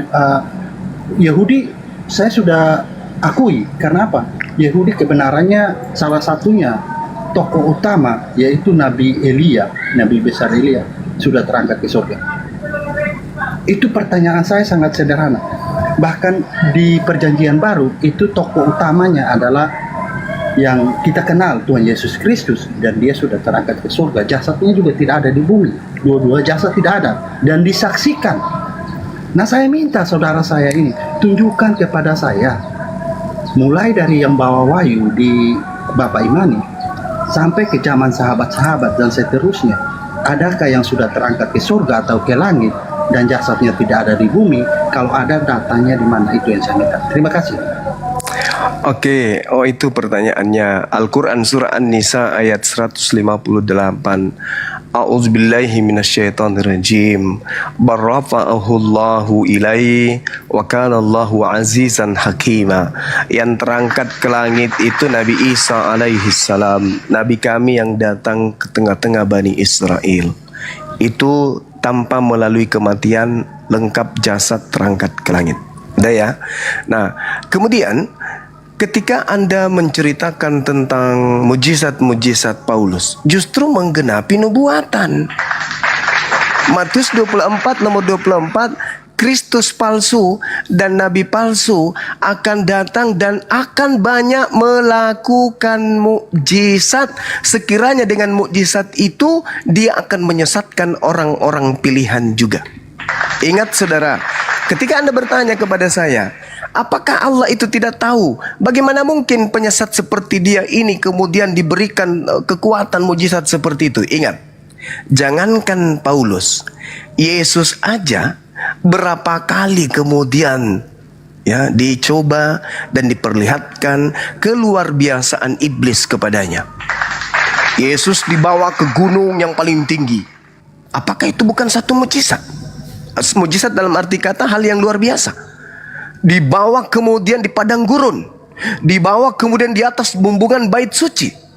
Bahkan dikatakan iblis kepada Yesus, "Hei Yesus, kalau kau menyembahku, aku akan memberikan segala kemegahan dan kemuliaan dunia. Kuasa dunia akan aku berikan kepadamu, sebab aku berhak dan berkuasa memberikan kepada siapapun yang aku kehendaki." Itu kata iblis. Jadi kalau Yesus mengatakan, "Bukankah kami bermukjizat dengan memakai namamu?" Artinya orang-orang yang diusir Yesus yang bermukjizat ini, itu adalah bermukjizat melakukan sesuatu yang luar biasa karena iblis bersamanya. Iblis itu jago, Bung. Yesus yang Anda tuhankan aja diobok-obok sama dia. Iblis mengatakan apa di dalam Lukas 4, Matius 4?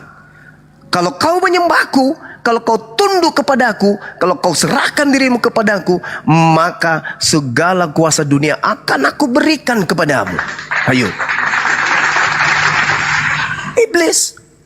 Iblis akan mempersenjatai utusannya ke bumi, di mana utusannya itu dipakai untuk mengajak orang menyembah kepada Sibilisis. Jadi kamu jangan heran ketika Paulus kemudian banyak bermukjizat, itu justru menggenapi nubuatan si nabi palsu. Kalau Anda mengatakan dia bukan nabi, maaf, di dalam Kisah Para Rasul 13 nomor 1, Saulus itu nabi. Ada beberapa nabi di Antioquia, di antaranya adalah Saulus. Kenapa di situ disebut nabi oleh kitab saudara, oleh Lukas dalam catatannya Kisah Para Rasul? Ingat saudara, Lukas itu adalah asisten pribadinya Paulus. Di mana itu tertulis? Ya di kitab Anda sendiri. Apa yang diterangkan kemudian di sana?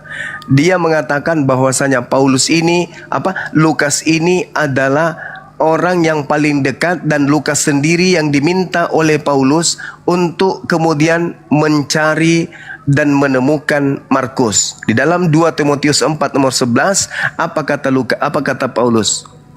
Hanya Lukas yang tinggal dengan aku.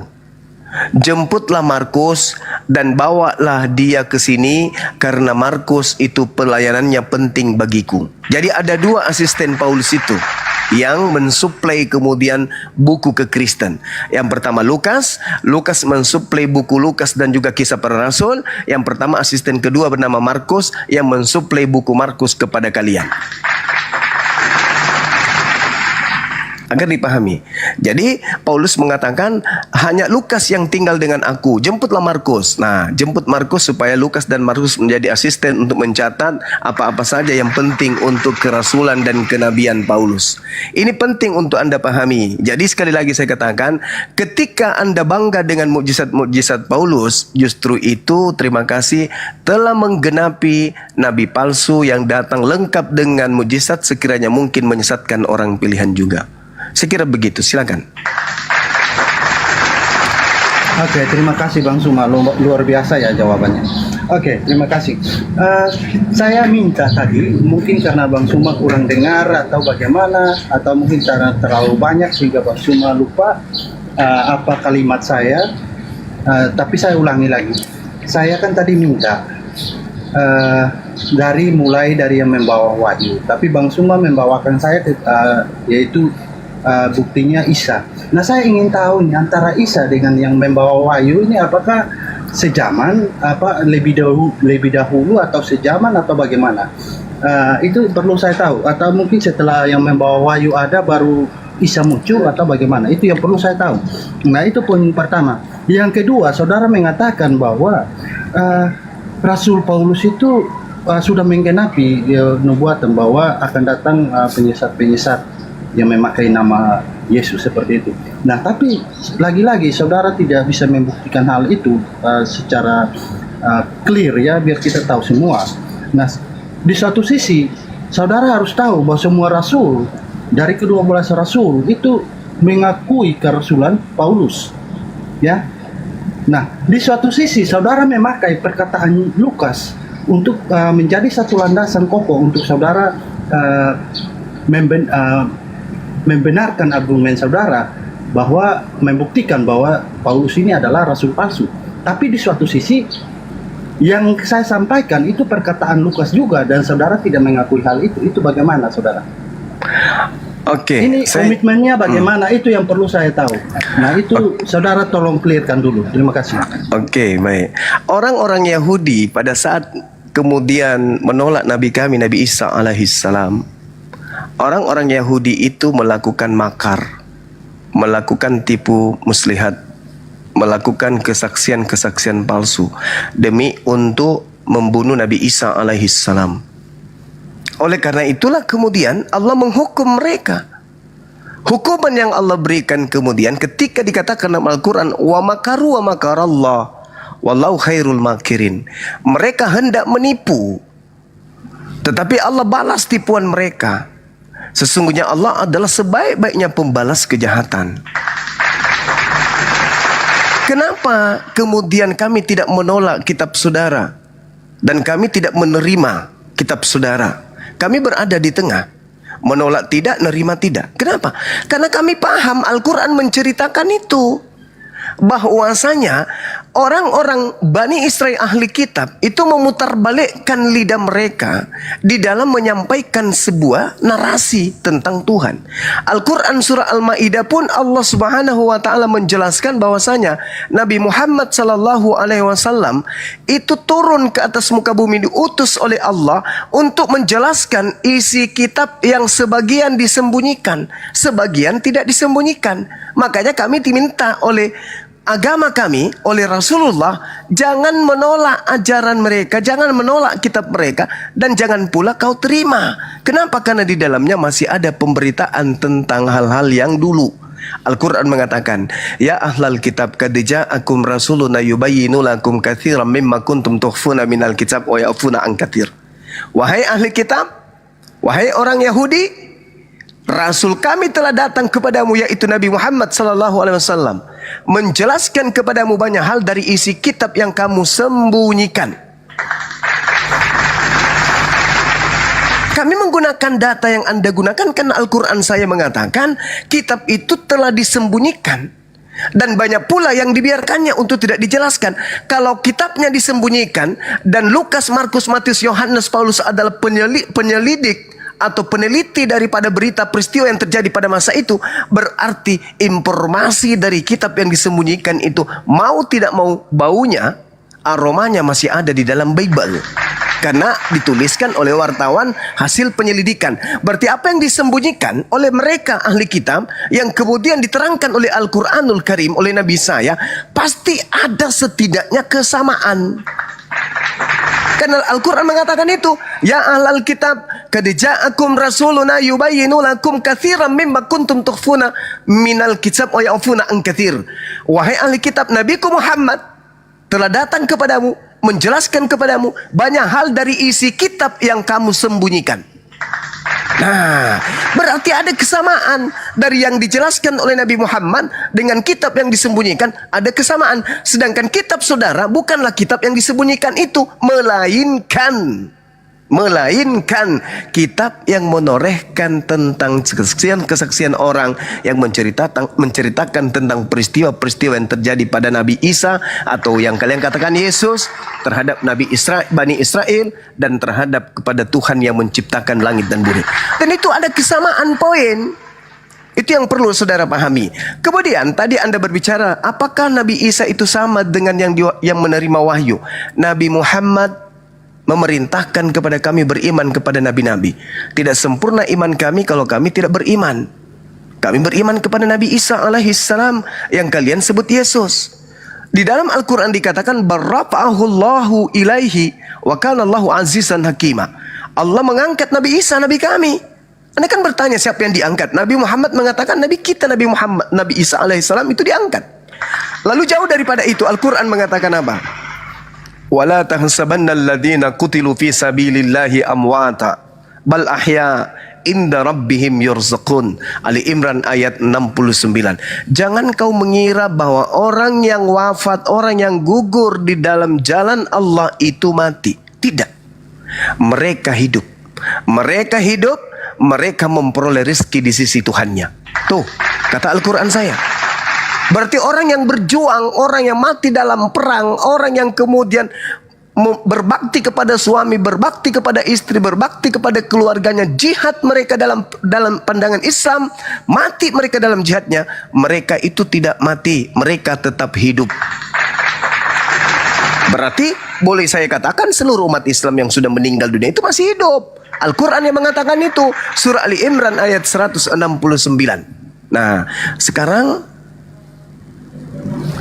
saya ingin tahu dari saudara, karena ini berbicara mengenai keselamatan.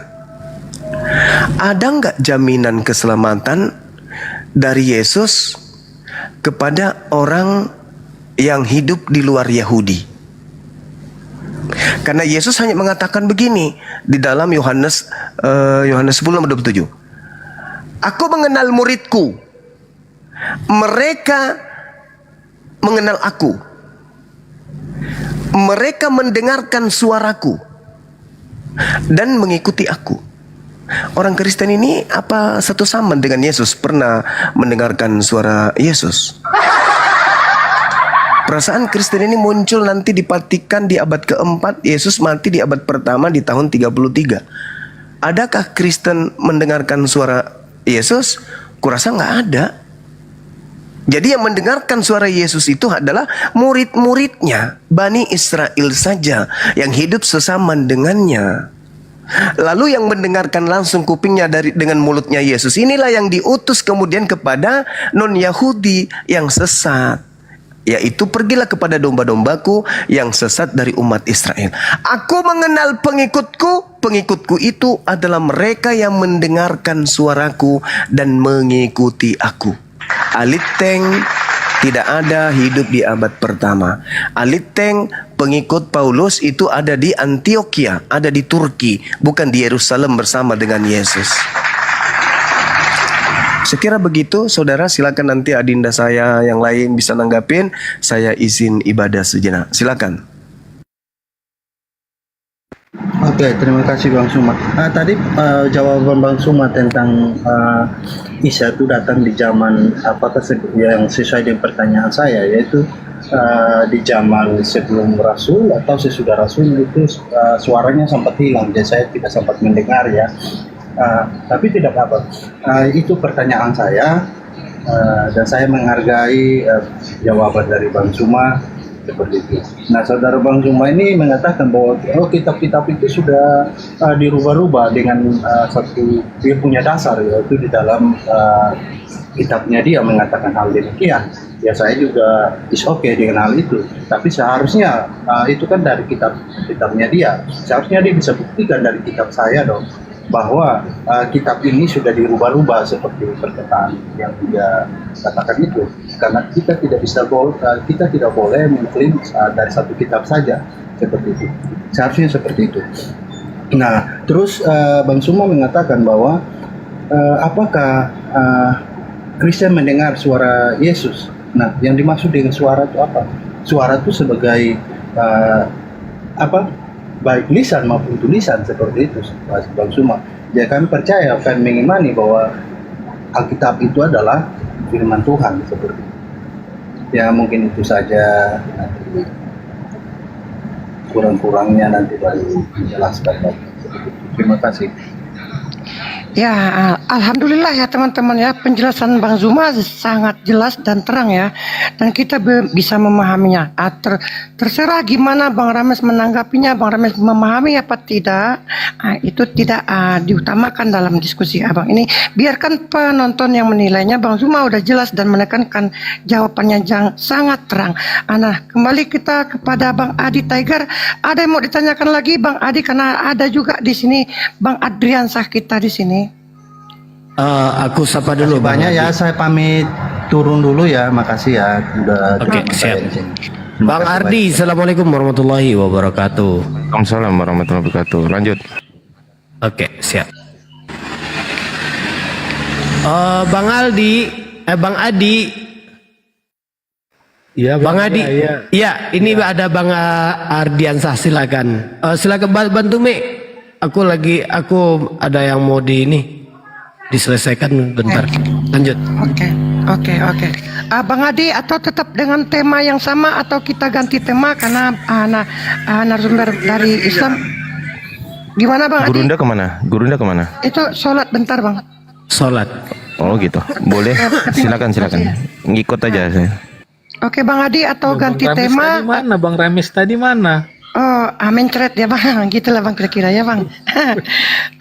Gini Bang Adi, atau kita ganti tema atau konsep keselamatan tersebut, atau kita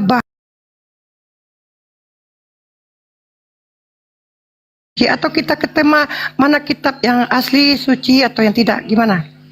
Yang mudah aja bagi dia. Kasihan kalau yang berat. Oh siap Bang. Atau boleh abang yang menentukan temanya, silahkan Bang Adi. Ya, tanya dia aja. Mau tema ketuhanan atau gimana tuh? Iya, Gimana? tetap aja konsep keselamatan gitu Kak Mikana. Oke, Dari sana siap. nanti baru kita meluas ke yang mana. Bang Ardi, Nah, gitu. sepertinya Bang Adi ini masih ragu dengan keselamatannya, makanya itu mulu yang dari tadi. Lanjut Bang Ardi. Alhamdulillah mulai ragu Yang dia keselamatan. dipahami dengan baik itu dia Bang Singa.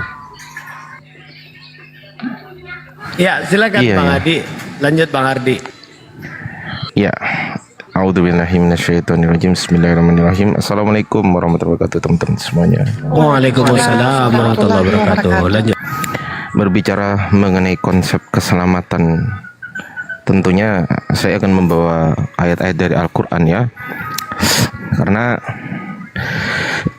konsep keselamatan Islam tuh sumbernya dari Allah Subhanahu wa taala, firman Allah Subhanahu wa taala yang ada di dalam Al-Quran. A'udzubillahi minasyaitonirrajim. Bismillahirrahmanirrahim. Innal ladzina kafaru min ahlil kitabi wal musyrikina fi nari jahannam khalidina fiha ulaika hum syarrul bariyah. Apa kata Allah di dalam surat Al-Bayyinah tersebut? Kata Allah, sungguh orang-orang yang kafir dari golongan ahli kitab dan orang-orang musyrik atau orang-orang yang menyekutukan Allah, ya musyrik ya, itu akan dimasukkan oleh Allah Subhanahu wa taala ke dalam neraka jahanam.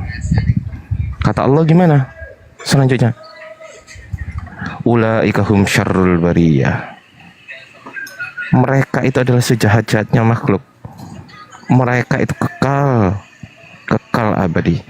Fi nari jahannam khalidina fiha. Kekal. Ingat, orang-orang kafir dari golongan ahli kitab ataupun orang-orang musyrik yang menyekutukan Allah Subhanahu wa taala atau yang menyembah selain Allah akan dihukumi kekal oleh Allah. Mau nggak mau, terima nggak terima, itulah konsekuensinya nanti. Kemudian bagaimana?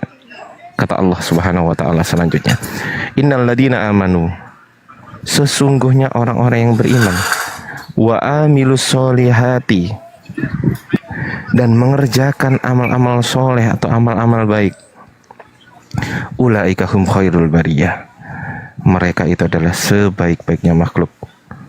Dijawab sama Allah lagi, jazaohum 'inda rabbihim jannatu 'adnin tajri min tahtihal anharu khalidina fiha abada. Balasan mereka di sisi Tuhan mereka ialah surga Adenin yang mengalir sungai-sungai di bawahnya. Mereka kekal. mereka kekal abadi selama-lamanya. Allah ridho terhadap mereka.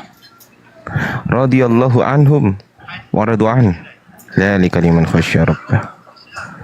Yang demikian itu adalah balasan bagi orang yang takut kepada Tuhannya. Ingat, janji Allah ini nyata. Janji Allah ini akan tepat pada waktunya nanti kelak di akhirat.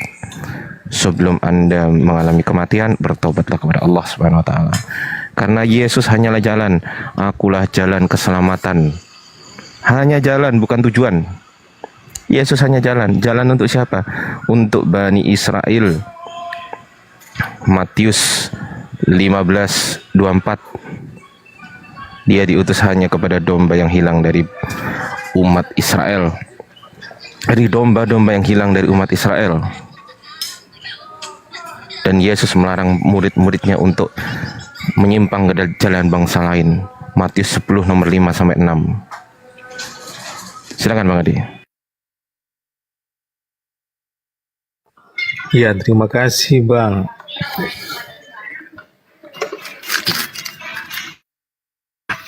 Ya, terima kasih untuk penjelasan Bang Andi. Ya, karena Abang telah menjelaskan konsep keselamatan menurut Al-Quran, saya juga akan menjelaskan konsep keselamatan menurut Alkitab. Jadi konsep keselamatan bentar Bang Adi, bentar Bang Adi, mohon bentar Bang Adi, Bang Adi, dicari posisinya yang nggak enak lagi, udah mulai putus-putus tadi suaranya ya. Shalom, kalau gini Kak Mikana. Bagus Bang, lanjut Bang. Oke, terima kasih. Iya, konsep keselamatan menurut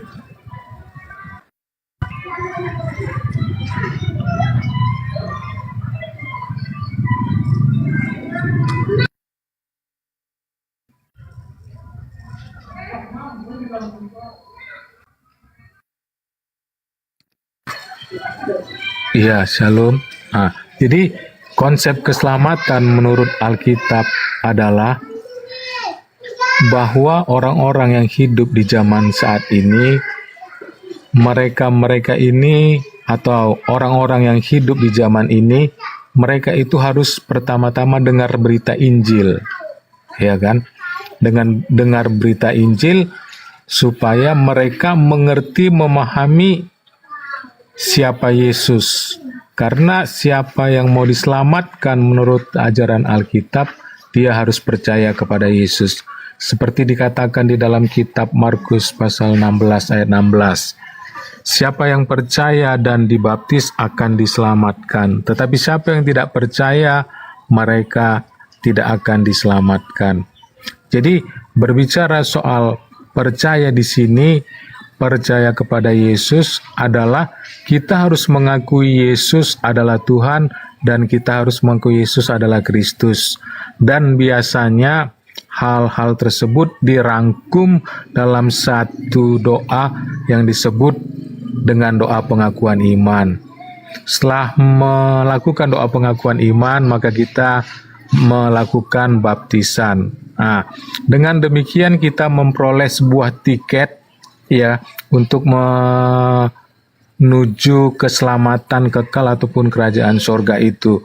Tetapi ketika kita telah menerima tiket, namun kita tidak hidup dalam kebenaran-kebenaran, tiket itu bisa rusak atau diambil oleh Allah dan kita nggak berhak lagi masuk dalam kerajaan sorga. Jadi setelah kita percaya kepada Yesus, kita harus melakukan hal-hal yang baik, hal-hal yang benar sesuai dengan firman-firman Tuhan yang tertulis di dalam Alkitab. Gitu dia Kak Mikana. Oke, selanjutnya Bang Adriansa, silakan ditanggapi Bang.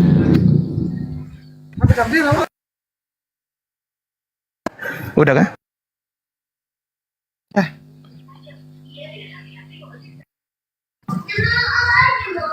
Udah kah ini Pak Adi?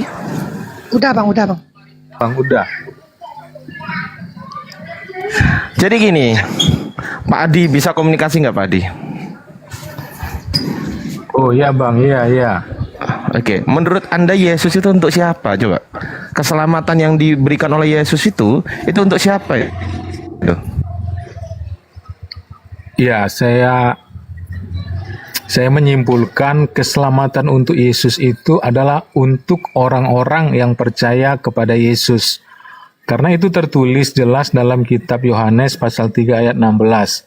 Karena begitu besar kasih Allah akan dunia ini sehingga yang mengaruniakan anak yang tunggal supaya setiap orang yang percaya kepadanya tidak binasa melainkan beroleh hidup yang kekal. Itu dia, Bang. Ya, maksud saya gini, Yesus itu untuk siapa gitu loh. Dia mengatakan itu kepada siapa dan untuk siapa Yesus itu? Ada nggak keterangan bahwasanya Yesus itu untuk siapa gitu? Ada nggak? Ya, itu karena tertulis dalam kitab Yohanes pasal 1 ya, pasal 1 ayat yang ke-11. Pasal 1 ayat yang ke-11 yang tertulis demikian. Ia datang kepada milik kepunyaannya, tetapi orang-orang kepunyaannya itu tidak menerimanya. Artinya di sini dia datang pertama-tama untuk Bani Israel, tetapi Bani Israel karena nggak mengenal dia, sebagian besar menolak dia. Gitu dia, Bang. Coba dibaca di Matius 15:24. Coba dibaca dulu.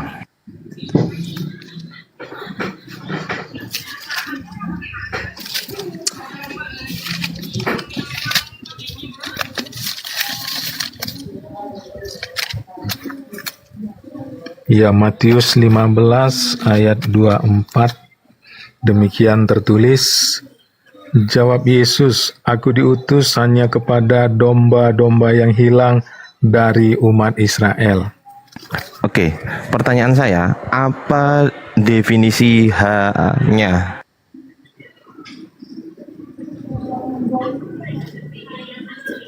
Hanya mengkhususkan kepada satu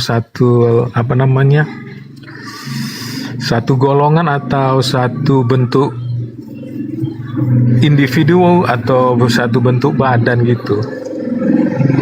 Mungkinkah dia inkonsistensi?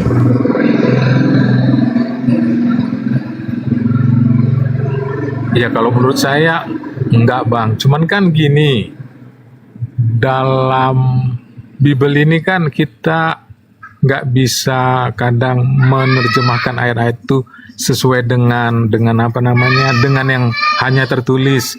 Kita perlu juga memahaminya menurut ayat-ayat yang lain yang menunjang ayat tersebut, seperti yang ada dalam ayat. Berarti kontradiksi kesimpulannya. Sebenarnya nggak kontradiksi, tapi saling melengkapi gitu. Kalau saling melengkapi, kalau saling melengkapi itu saling membantah nggak? Biasanya enggak, Bang, biasanya. Oke, kalau tidak dibantah berarti Matius 15:24 itu mau dibantah nggak? Enggak, maksudnya dilengkapi dengan Yohanes pasal 3 ayat 16 tadi kan? Bukan itu pertanyaan saya. Pertanyaan saya bukan itu. Matius 15:24 itu mau dibantah atau mau dibantah atau enggak itu? Matius 15:24.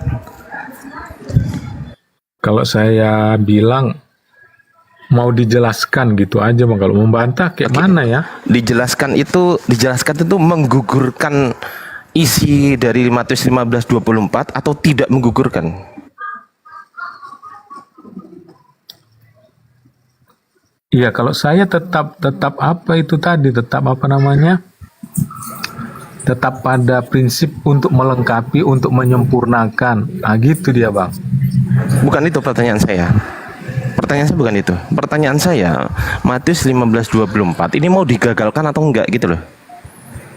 Enggak kan? Ya, jelas enggak lah, Bang. Enggak, oke. Kalau tidak digagalkan berarti fix ya, Yesus diutus hanya, ada tertulis hanya untuk domba-domba yang hilang dari Bani Israel, betul ya? Hanya ya? Ada tertulisannya nggak itu? Iya, ada. Oke, hanya. Nah kan? Nah, kenapa kok harus cuman dan kenapa harus ada tapi, Bang? Ayolah jujur, jangan gitu, Bang. Ayo iya, jujur. Karena kan butuh penjelasan. Sederhananya kan gitu dong. Itu sudah sangat jelas, itu gamblang sekali itu penjelasan Yesus itu. Gini, itu yang diterangkan oleh Yesus itu sudah sangat jelas. Semua orang udah ngerti itu. Aku diutus hanya untuk domba-domba yang hilang dari umat Israel. Semua orang udah tahu itu. Itu. Tapi kan ada ayat selanjutnya, Bang. Ayat selanjutnya membantah ayat itu nggak? Kalau membantah ayat itu berarti kita simpulkan dia tidak konsisten. Tapi kalau ayat itu untuk menjelaskan, misal ada ayat lain untuk menjelaskan, tetapi bukan untuk membantah ayat itu, oke, clear kita. Berarti tetap kan ayat itu, betul nggak? Iya, betul. Ya sudah. Kalau tetap berarti saya tanya sekarang, Yesus untuk Bani Israel atau bukan? Iya, Bani Israel. Oke, pertanyaan saya, ada berapa suku Bani Israel? 12. Anda termasuk yang mana? Iya, kalau dari Indonesia belum ada termasuk lah, Bang. Oke, berarti Anda tidak termasuk yang dimaksud oleh Yesus ya? Iya, dalam ayat tersebut. Ya, betul. Ayat tersebut kan tidak bertentangan dengan ayat lain, betul? Betul? Iya, cuman kan perlu ada cuman lagi. perlengkapan. Kata tapi itu bantahan, Bang. Iya, maksudnya gini loh, Bang. Kan? Karena ayat-ayat dalam Alkitab itu kan kadang nggak bisa berdiri sendiri, dan oh, ini menyepelekan Yesus ini namanya ini. Ini apa ini? Aduh. Kemana? Coba dibaca untuk menguatkan. Coba baca Matius 10 ayat 5 sampai 6. Coba dibaca.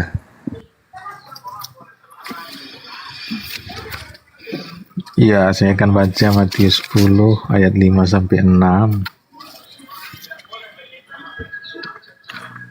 Izin bentar sambil mencari Bang Adi. Gurunda kena Bennett, Bang. Loh, kok bisa, Bang? Ya, karena ada outen di bawah, Bang. Oh, iya. Bentar kita sapa dulu satu-satu ya yang baru masuk. Selamat sore, Bang Remi. Bang Remi Islam apa Kristen nih, Bang Remi? 3 kali disapa nggak menjawab, diturunkan ya Bang Remi ya. Bang Remi Islam apa Kristen? Bang Remi. Oh, nggak tahu. Lanjut. Silakan dibaca Bang Adi.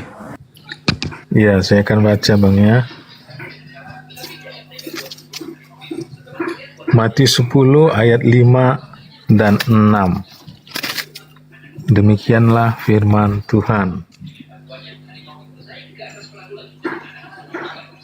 Ke-12 murid itu diutus oleh Yesus, dan ia berpesan kepada mereka, janganlah kamu menyimpang ke jalan bangsa lain atau masuk ke dalam kota orang Samaria, melainkan pergilah kepada domba-domba yang hilang dari umat Israel.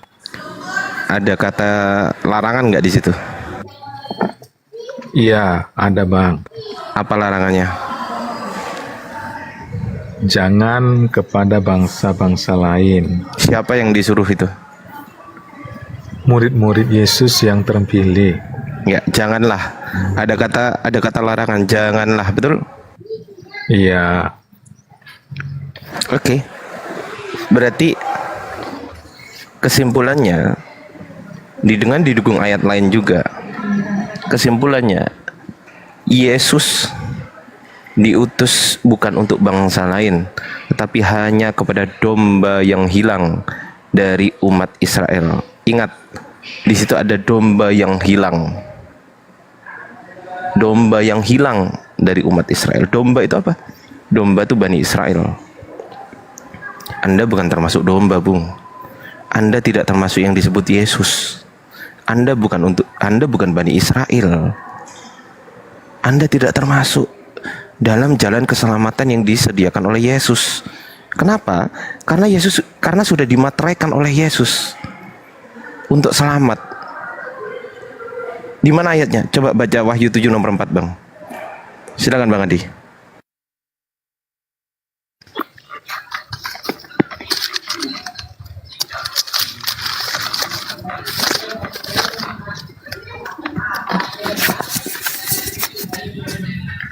Oke Bang, Wahyu 7 ayat keempat saya akan bacakan.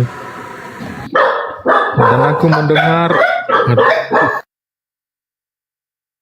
Ada si bom-bom lagi. Dinggut si bom-bomnya. Oke, selamat sore Kang Beo. Kang Beo. Aku 5 menit lagi ya Bang Singa, karena aku mau ngajar ya. Lanjut. Siap. Selamat sore Baik Kang Bang Beo. Ardi. Silakan dibacakan dulu. Iya, saya akan bacakan. Dan aku mendengar jumlah mereka yang dimateraikan itu 144.000 telah dimateraikan semua telah dimateraikan dari semua suku keturunan Israel. Itu dia. Ya, Anda termasuk yang dimateraikan nggak? Iya, kalau dari ayat itu enggak lah Bang. Banyak sekali ayat-ayat yang ada di kitab Anda tidak mendukung bahwasanya Anda masuk ke situ. Banyak sekali Bang. Bahkan itu Anda percaya sebagai kitab Anda. Anehnya, Anda menentang kitab Anda. Oh, kalau dari ayat itu enggak lah, saya enggak termasuk. Matius 15:24. Oh iya, kalau dari ayat itu saya enggak termasuk Bani Israel Bang. Matius 10 nomor 5 sampai 6. Oh iya, kalau dari ayat itu saya juga enggak termasuk. Matius 19:28. Oh iya, saya juga nggak termasuk di ayat itu. Nggak termasuk semua tuh. Kenapa masih memaksakan bahwasanya Bang Adi itu diselamatkan oleh Yesus? Padahal ayat-ayatnya sudah jelas. Makanya kenapa Bible itu isinya kontradiksi. Yang satu mengatakan A, yang satu mengatakan B. Kalau tidak kontradiksi, berarti kesimpulannya linier. Apa yang linier? Nggak ada.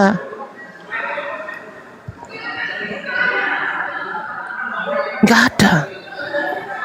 Di satu sisi mengatakan A, di satu sisi mengatakan B. Coba baca Matius 28 ayat 19. Pergilah ke segala bangsa dan beritakanlah Injil kepada segala bangsa dan jadikanlah mereka dan baptislah mereka dalam nama Bapa, Putra dan Roh Kudus. Bayangkan, di satu sisi di Matius 10 nomor 5 sampai 6 Yesus mengatakan hanya untuk janganlah ke bangsa lain.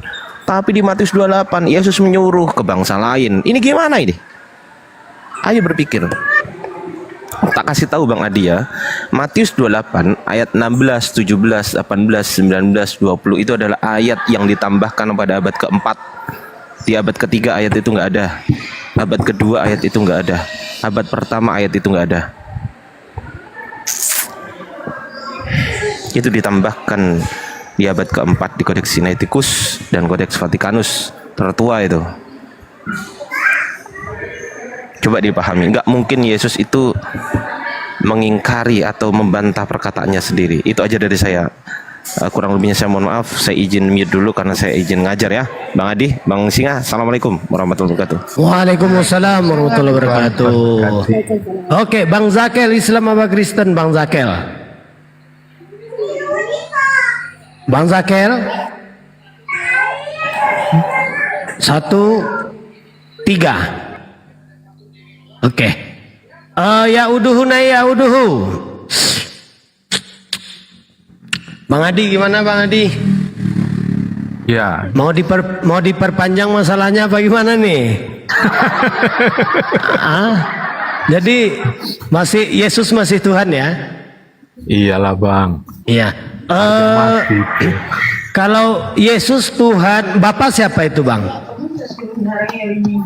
Gimana Bang? Kalau Bapak siapa itu? Tuhan juga? Ya kita jawabnya harus pakai konsep Tritunggal Bang, supaya kita jangan Iya pakai dalil, nggak pakai dalil. Konsep Tritunggal itu ada nggak sih di Bible? Sehingga abang membutuhkan konsep itu gitu loh. Nggak pakai Bible abang menjawab. Iya, dasar-dasar firman Tuhannya nggak ada Bang, cuman pemahaman Diada-adain aja ya, diada-adain ya. Gini, Tepuk tangan. Bang Adi. Sebetulnya Bang Adi ya harus memahami lagi ya. Sebetulnya konsep Tritunggal itu tidak ada di Bible ya. Kenapa? Karena konsep Tritunggal itu diciptakan oleh seorang manusia yang namanya Tertullianus ya. Dan konsep Tritunggal itu adanya di abad kedua. Dialah yang membuat Allah itu menjadi tiga dalam satu pribadi, tiga pribadi dalam satu hakikat. Dalam bahasa Latinnya una substantia tres personae. Betul nggak, Bang? Bang Adi, Ya, betul nggak? kayaknya kurang tepat, Kak. Hmm. Karena gini dia kan, kalau kita nggak masuk ke dalam konsep Tritunggal, maka kita seperti banyak orang memahami Tuhan itu menjadi tiga. Coba Abang terangkan satu ayat aja yang mana konsep Tritunggal itu yang masuk logisnya. Iya, kalau saya sendiri memahaminya lebih enak dari 1 Yohanes pasal 5 ayat 7 sampai 8 dia, Kak. Coba Abang bacakan. Bentar ya, saya carikan.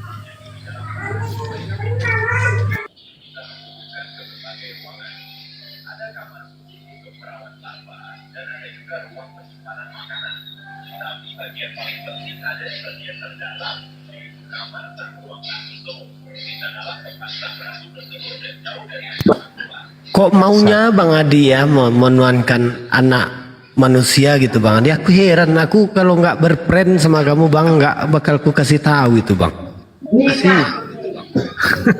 Beneran Bang. Emang apa sih keuntungannya gitu loh? Malahan kerugian yang ada Bang. Iya itu tadi Bang. Buat Tuhan mengerti itu kan itu.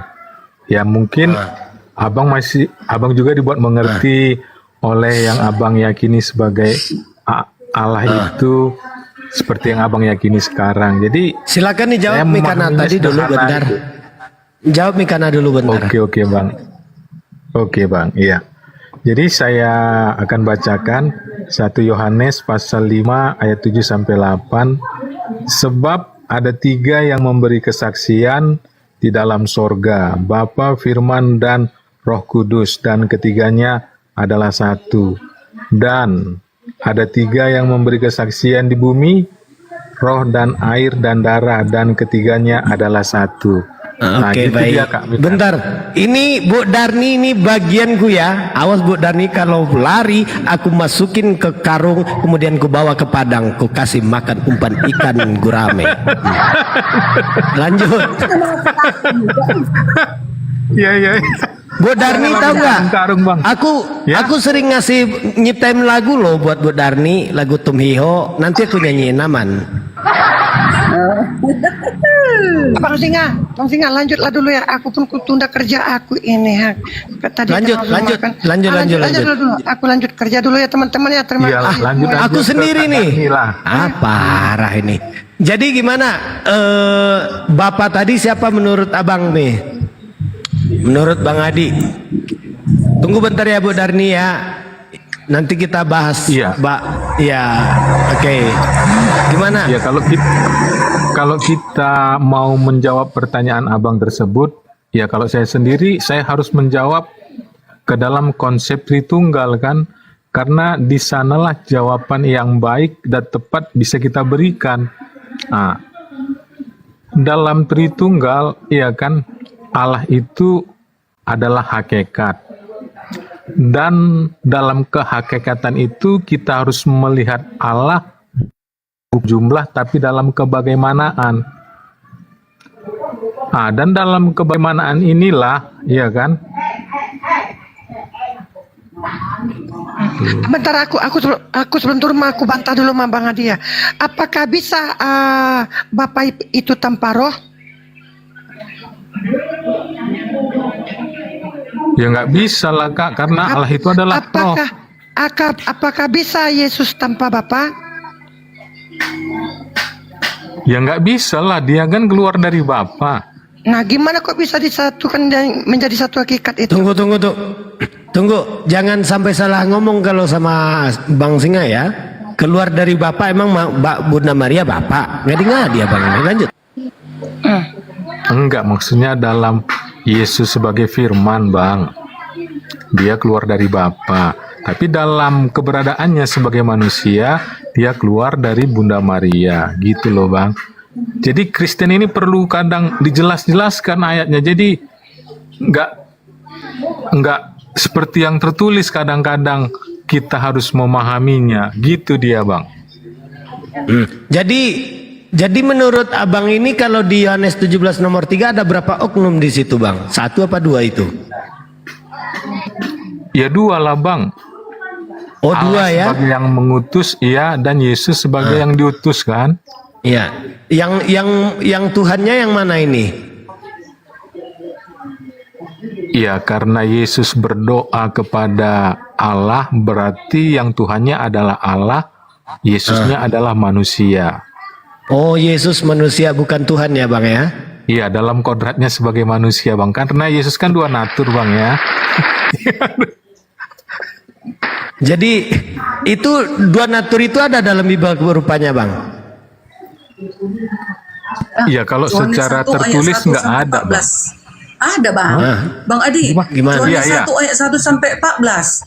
Sebelum Yohanes Yesus 1. menjadi manusia, Yesus itu bersama dengan Yahweh itu. Nah, itu dia. Bang Iya, menjadi yang pada manusia mulanya dia. siapa? Bu Darni, yang pada mulanya siapa Bu Darni? Yahweh, Hah? Firman. Oh, jadi firman ini adalah Yahweh. Iya dong. Yesus firman tidak? Yesus firman Yahweh. Berarti Yesus ini Yahweh. Ya, Yesus itu Yahweh, firman Yahweh. Ini gimana Bang Adi? Ini berbeda dengan Bang Adi. Yesus Gimana ini Bang firman Adi? Yahweh. Yesus firman Yahweh.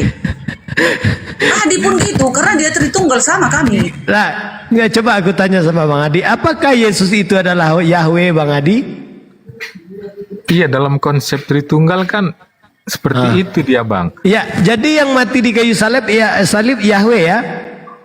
Oh enggak, dia Kan Yesus adalah Yahweh, yang disalib siapa? Yang disalib di kayu salib Yang siapa? disalib itu firman yang Yesus. menjadi manusia. Itulah Yang nggak aku Yesus. tanya, yang aku tanyakan Gelarnya- Yesus. Gelar Yang Yesus ini gelarnya Bodar. Tuhan.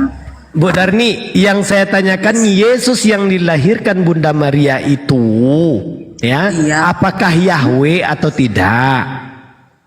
Yang dilahirkan itu firman Yahweh yang menjadi manusia dong, datang sebagai manusia. Iya, dia itu waktu waktu dilahirkan sampai meninggal itu dia itu manusia atau Yahweh itu sendiri dia? Firmannya Yahweh, firman Yahweh. Hakikatnya Yesus ini adalah Yahweh, gitu. Hakikatnya keadaan sebenarnya Yahweh. Iya, berarti yang disalib di kayu salib itu hakikatnya adalah Yahweh yang disalib. Iya, hakikatnya yang disalib ini sebenarnya adalah Yahweh. Tapi yang disalib, Jadi Yahweh. Nah, sekarang yang timbul disalib pertanyaan. ini firman Yahweh. Apa sih? Sekarang Yahweh ini Tuhan atau bukan ini Bu Darni? Ya Tuhan lah Yahweh. Tuhan. Nah, pertanyaan saya, pernah nggak Tuhan Bu Darni meninggal? Yang meninggal itu dalam keadaan sebagai Enggak. manusia. Bang harus Singa begitu yang jawabnya. Iya, tunggu. Bang Singa mau bertanya nih, Bang Singa yang keren ya, yang keren ini ya, mau bertanya nih. Yang ganteng. Menurut Bu Darni, Tuhan Bu Darni pernah mati nggak? Sesuai dengan ada dalil dalam Alkitab, ada ditulis Pernah. Tuhan. Tapi kan Tuhan itu sama dengan kematian Tuhan yang mana lagi itu? presiden. Tunggu, ku tanya dulu. Kematian presiden Indonesia, yang mati yang mana? Apanya yang mati? Presidennya yang mati atau Tunggu bentar. namanya itu yang mati? Atau Berarti Yesus gelarnya yang mati ya? Kalau Yesus gelar yang mati, bukan orangnya yang mati ya Bu ya? orangnya lah yang mati? Kemanusiaan Nah. datang sebagai daging. Firman itu telah menjadi Ustadz, daging. Assalamualaikum warahmatullahi wabarakatuh. Yang menjadi daging itulah yang mati. Ini bagian karena Pak Ustadz adalah sepasang ya, ibaratkan dua sejoli. Mari aku taruh di atas berdua ya Pak Ustadz ya. Silakan silakan Pak Ustadz. Rese ini. Apa ini bahas apa? Masih belum jelas saja ini Yesus ternyata bukan Tuhan. Masih udah 2025 Bu Darni. 2025 masih. Enggak, kalau kami aman-aman aja. Kalian aja ya Pak Ustadz yang bingung. Kalau kami aman-aman aja ya kan. Iya, Mana iya, tadi iya, temanku yang Kristen Edi? Ya kan Edi? Iya. Shalom, shalom. Iya, Kak Darni. Iya. Kita udah keren, udah mantap. Kalian Iya, yang iya. menggurgari Alkitab kami ini. Coba kita tes Kalian dulu. gurgari Alkitab Oke, kami. coba kita Datanglah tes kami dulu. untuk apa? Meluruskan gitu. Kita coba tes dulu. Luruskan Kak, Oke, luruskan Kak. kita coba tes luruskan, dulu. ya. Bang Adi, Tuhannya berapa? Dua kita bal-bali orang ini, kita bal-bali. Sorry ya, sorry. Coba kita tes dulu deh. Ayo Bang Adi, Tuhannya berapa? Ayo. Iya, kalau menjawab itu kita harus masuk dalam konsep Tritunggal. Kan masih bingung. Aku tanya. Bu Darni Aku katanya tanya, udah biar ini. cepat. Ya, gimana? Ya Bu Darni, Aku Tuhannya tanya. berapa? Ya satu dong Yahweh. Lah kemarin ngakunya Yahweh tiga. itu Yahweh berarti Tuhan berubah. kami menyatakan diri menyatakan diri Bu Darni, menyatakan diri di dalam Bapa rekamannya ada di Yesus sisi Roh saya lu Kudus. Bu Darni ngaku tiga lu Tuhannya. Gimana sih Bu Darni? Enggak Itulah konsisten. Ayo. Yahweh kami satu, Tuhan kami satu. Itulah Yahweh menyatakan diri Bu di dalam Darni. Bapa, Putra dan Roh Kudus. Bu Darni, Yahweh itu nama atau gelar sih? Bingung kan? Yahweh itu sesembahan Abraham, Ishak dan Yakub. Saya kalau tanya ke Muslim, Akhi Singa punya sesembahan nggak? Akhi Singa punya sesembahan? Punya. Namanya siapa? Punya paman. Namanya siapa? Allah Subhanahu wa taala. Bu Darni tadi Allah Subhanahu wa taala. Bu Darni tadi mengatakan Yahweh itu adalah sesembahan. Namanya siapa? Iya. Bingung kan? Yahweh itulah sesembahan itu namanya Yahweh. Katanya Yahweh tadi nama. Gimana sih kemarin Ya, ngakunya Tuhannya itulah tiga. sesembahan seluruh umat manusia seharusnya itulah Yahweh. Yahweh ini menyatakan diri di dalam Bapa, Yesus dan Roh Kudus. Bu Darni coba. Dia. Yahweh itu nama atau gelar? Bingung Yahweh lagi kan? itu gelarnya Yahweh. Nah, yang namanya gelar punya El nama nggak? Shaddai. Yang Itu namanya gelar namanya Yahweh, Iya. El Shaddai. Yang namanya gelar punya nama nggak? Namanya yang memiliki? Yesus. Namanya Yesus turun ke bumi. Yesus. Yesus datang sebagai manusia. Jadi Tuhannya yang benar Yesus apa Bapa ini? Sama aku dan Bapa satu kan katanya. Gimana? Aku dan Bapa satu. Bapa Jika ada engkau satu melihat, gimana? jika engkau melihat aku, engkau sudah melihat Yahweh. Kan itu kata Yesus. Mana ada para nabi? Jika engkau membunuh aku, berarti engkau membunuh Yahweh. Iya tadi katanya Itu ditanya juga. tadi. Loh kata gimana sih? Nah kan masih bingung kan sampai 2025 gimana sih? Nggak bingung. Kalian yang menggurgari ketritunggalan di dalam kekristenan, terpaksalah kami menjawabi kalian. Kalau aku bagi aku udah masa sih saya harus kembalikan ke Pak Ud lagi yang namanya Tri itu berapa sih Tri itu? Iya tiga memang tiga di Cuma- dalam satu. Tiga. Sama dengan di dalam Bapak di dalam Al-Quran juga kami wahyukan kepadamu Muhammad.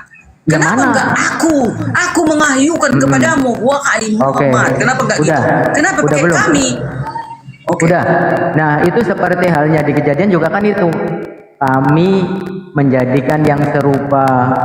Nah, kami itu ketika kata kami ini Bu Darni ini pura-pura nggak tahu dijelaskan berkali-kali. Kami itu yang namanya plural majesty tersebut bukan berarti bahwasanya bisa berarti banyak. Ketika presiden mengatakan kami sebagai presiden mengucapkan selamat hari raya Idul Fitri, apakah presidennya banyak? Kan bingung kan? Kami kan lebih daripada satu Pak Ustadz. Seharusnya kan aku katanya gitu. Aku mewahyukan kepadamu wahai para nabi kan gitu. Bedanya gini Masa Bu kami? Darni, bedanya gini, kalau Tuhannya umat Islam nggak bisa diatur-atur. Beda dengan Tuhannya orang Kristen, kayak Tuhannya Bu Darni. Tuhan kami pun diatur-atur. Tuhan kami pun mana bisa diatur-atur loh Pak. Masa kalau saya buktikan Iya gimana? dong, iya dong. Kalau saya buktikan Buktikan, gimana? Coba buktikan. Oke. Macam mana cara diatur-aturnya yuk? Iya ya. Waktu lahir nih. Prosot gitu kan? Kira-kira ketika mau jalan itu dituntun apa tidak? Kan itu datang sebagai manusia, keadaannya sebagai manusia. Katanya Yesus Tuhan Justrulah tadi. dia seperti manusia. Berarti datang. Yesus ini sebenarnya Yesus atau manusia? Yesus itu datang sebagai manusia, sebelum sebagai manusia, apa dia? Yuk. Manusia itu Tuhan bukan? Ya. Manusia di bumi ini ya manusia, dia datang. Nah, ya berarti bukan Tuhan kan? Ya, tapi kan dia kan dikatakan malaikat itu kan Tuhan. Malaikat kan Tuhan. Di mana Bu Darni? Jangan Lukas bohongin diri 2 ayat sendiri. 11. Lukas 2 ayat 11 dia adalah Tuhan. Coba sebutin mana dia itu Tuhan. Oh, jangan bohong. Telah lahir bagimu Kristus Tuhan di kota Daud. Di kota Makin Daud pusing Bu Darni dibawa ke situ. Enggak pusing loh, enak aja. Bu Kalian Darni. aja yang menggugari. Bu Jadi Darni. banyaklah pertanyaan. Sebenarnya Bu Darni, oke lah kita satu persatu. Telah lahir di kota Daud. Telah lahir Yesus Kristus di kota Daud. Yang namanya lahir itu manusia atau Tuhan? Manusia dong di bumi. Nah, ya itu manusia itu. Kan 2 Yohanes 1 ayat 7. Apalagi? Siapa yang tidak percaya Yesus datang sebagai manusia, dia penyesat. Iya. Yesus Iya itu harus kita imani. memang Yesus manusia Ya, bukan kami- Tuhan. Tidak, Yesus Tuhan dan manusia datang ke bumi. Itu Bu Dia kan Darni mau yang datang. memaksakan Enggak, Yesus bukan jadi Tuhan. memaksakan. Bu Darni Bukan ini. memaksakan, ada dalilnya. Oke, yang mana lagi saya ikut. Dalilnya, sebelum menjadi manusia, Yesus ini pada mulanya itu bersama dengan Yahweh. Yohanes 1 ayat 1 sampai 14. Mana Yesusnya? Nggak ada Yesusnya di situ. Bu Darni gimana sih? Menjadi manusia, siapa yang Nah, menjadi iya. manusia itu? Nah, Siapa? menjadi. Jadi Oke, kalau kita- tidak Yesus di dalam Yohanes 1 ayat 14, siapa itu? Ayo. Oke, Bu Darni gini, menjadi manusia. Sebenarnya daging kan di situ bukan manusia. Bohong Iya, aja, daging. Bu Darni. Manusia itu kan daging. Bukan manusia. Berapa kilo dagingnya? Enggak, manusia kan daging dong. Jangan, kita nggak boleh Ya, nipu-nipu. Jujur aja. Justru Bu Darni nih yang bohong-bohongin terus dari kemarin itu. Oke, saya ikuti aja lah. Kalau saya sih ikuti aja lah. Menjadi daging atau menjadi manusia. Iya kan? Yang namanya menjadi itu berubah nggak Bu Darni? Berubahlah, datang Nah, sebagai manusia dia. berarti di situ firman kan? Di situ bukan Tuhan kan? Tapi firman kan? Firman itu kan Allah. Di mana sih belajar di mana sih Bu Darni firman itu Allah? Di mana sih Firman Bu itu Darni? Allah kan. Pada mulanya di ayat Yohanes 1 itu ayat 1 sampai 14. Iya, Bu Pada Darni. mulanya. Pada mulanya kita baca. firman, ya pada mulanya firman. Tapi bukan tukang cilok ya, bukan ya. Kasihan tukang ciloknya, ya. Pada mulanya firman, betul kan? Belajar di mana Bu Darni kalau firman adalah Allah itu sendiri? Ayo. Bacalah ini ayat 14. Firman itu telah menjadi manusia. Iya, di situ dan bukan firman Tuhan itu menjadi adalah manusia. Allah. Dan Bu Darni. firman itu adalah Yahweh.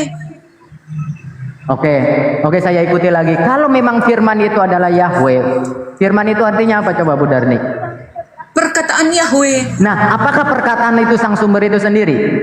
Kalau nggak ada Yahweh, ada rupanya firman itu. Yang saya tanya, apakah perkataan itu sang sumber itu sendiri? Iya dong. Kalau nggak dari Oke. sang sumber, mana ada Oke. firman? Berarti suaranya Bu Darni, apakah Bu Darni itu sendiri? Ya sama. Kalau nggak ada Bu Darni, mana Oke, ada suaraku? sama. Coba Bu Darni. Suaraku Oke. itu ya Bu Darni. Oke, sekarang coba Bu Darni ngomong kambing. Bingung kan? Kambing, apa itu hubungannya? Nah, apakah kambing itu Bu Darni? Kalau nggak ada Bu Darni, apa rupanya ada suara kambing itu? Kalau nggak ada Bu Darni, bisakah itu keluar suara kambing, ucapan kambing itu? Kalau nggak Nih, ada Bu Bu Darni, Darni. kan nggak bisa kan? Bu Darni. Berarti Bu Darni, firman Bu Darni. itu Nih. adalah Elohim, Yahweh. Bu Darni kan kita sama-sama sekolah walaupun saya nggak tinggi. Bu Darni sih mungkin sekolah tinggi. Kita itu mengenal yang namanya. Cuma SMA aku. Oh iya Cuma udah. SMA aku, Pak. Ya tapi tinggian Bu Darni. Kalau saya malah SD, cuma SD aja gitu. Nggak mungkin lah. Beneran saya SD. Saya Beneran itu Bu Darni. Dulu aku waktu kecil-kecil sama Ustadz ini beneran itu. Malas beliau sekolah dulu nih. Bu Darni gini. Nggak pun sekolah, kalau belajar firman Tuhan jadi pintar kita. Gini Bu Darni, kita itu dalam bahasa Indonesia, Bu Darni, yang namanya di dalam bahasa Indonesia kan ada kata kerja, ya kan, ada kata benda, ada yang namanya kata sifat. Itu Bu Darni. Nah, firman itu adalah kata sifat. Sifat berkata-kata. Itu Bu Darni. Jadi bukan sang sumber itu sendiri Bu Darni. Ketika Bu Darni nih kayak ini, Bu Darni nih, ini kan Bu Darni kan ngomong ke saya kan, Bu Darni kan ada di Medan nih kan, iya kan, nyampelah ke saya dalam bentuk TikTok, di aplikasi TikTok dengan HP. Apakah HP saya itu Bu Darni itu sendiri?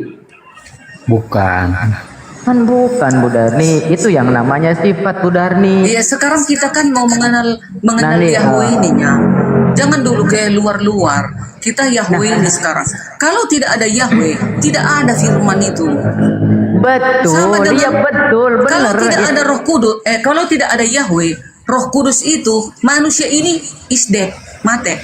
Makanya Roh Kudus itu diam di antara seluruh manusia karena diberikan Yahweh kepada manusia. Makanya dikatakan Bu Darni Bu Darni diciptakan menyatakan dirinya di dalam Bapa, Yesus dan Roh Kudus. Bu Darni,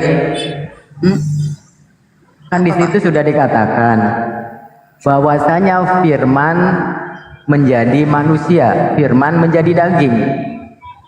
Yang namanya menjadi itu kan ada perubahan kan, betul kan? Iyalah.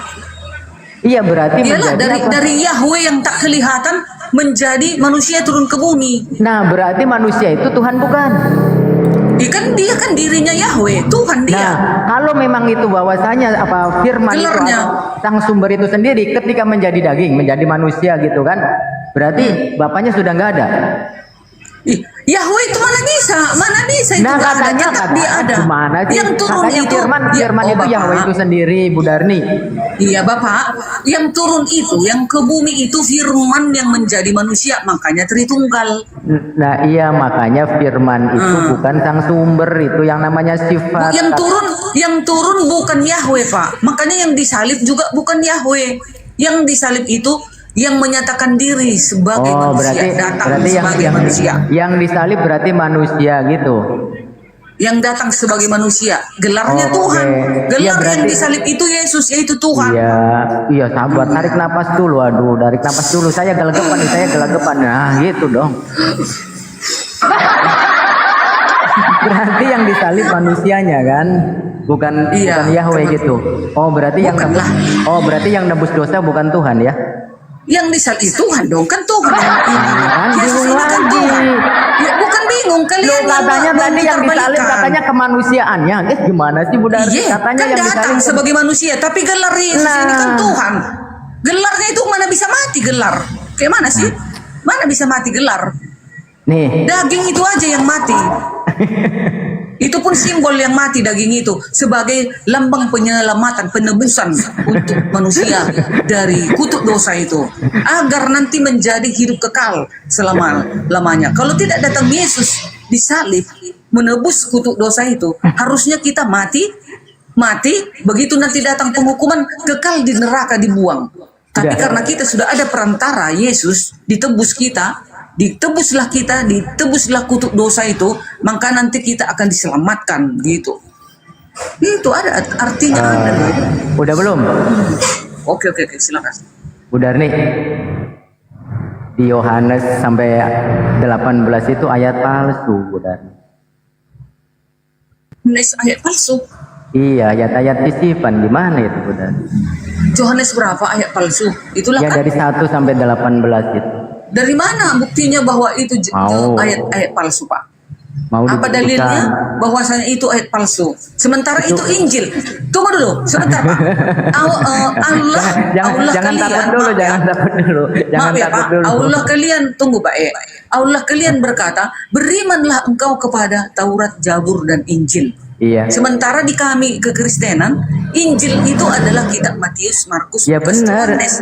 Kenapa Bapak bilang itu bukan Injil? Yohanes itu palsu? Bu Darni, Bible itu bukan Injil, Bu Darni. Iya, Bible itu terdiri dari Taurat, Zabur dan Injil. Makanya Allah berkata, berimanlah engkau kepada Taurat, Zabur, dan Injil. Saya ikuti Mana lagi. bukunya itu? Mana kitabnya? Yang Ya, mau kita justru- imanin itu. Nah, saya ikuti lagi. Kalau misalkan Bible itu berasal dari Taurat, Injil, apa Musa menuhankan Yesus? Musa masih menuhankan Yahweh yang tak kelihatan itu. Nah, Masih firman. Yesus sudah di situ. bingung kan? Sebelum kok bingung kalian yang Lah bingung, iya, nggak tahu, Bapak. tadi Sebelum katanya Abraham Bible, ada, Bapak. tadi apa katanya kata Yesus? Bible mengambil dari perjanjian lama, termasuk juga dari Taurat, dari Zabur. Ada nggak di Taurat, di Zabur yang mengajarkan untuk menuhankan Yesus? Nggak ada, dari Nama Yesus belum ada, masih Yahweh. Gimana sih? Nah Di iya, perjanjian berarti lama kan belum kedatangan nama Yesus itu loh. Tetapi di perjanjian lama, firman itu kan sudah ada. Belum nama Yesus. Tetap Abraham dan seluruh para nabi sudah menyembah Yesus di dalam Yahweh. coba Bu Darni sebutkan satu aja di perjanjian lama yang menyebutkan kalau memang adanya Yesus untuk nubuatan Yesus sebagai Belum ada nama Yesus di Nah perjanjian ya karena lama, memang Yesus Bapak. bukan Tuhan. Masih Yahweh. Ya, Yesus itu kan wujud daripada Yahweh. Di mana? Oke, Ibrani tunjukkan 1, kalau memang Ibrani tunjukkan 1 ayat 3. tunjukkan saja tunjukkan saja satu saja bahwasanya Yesus adalah wujud dari Yahweh. Silakan tunjukkan satu aja.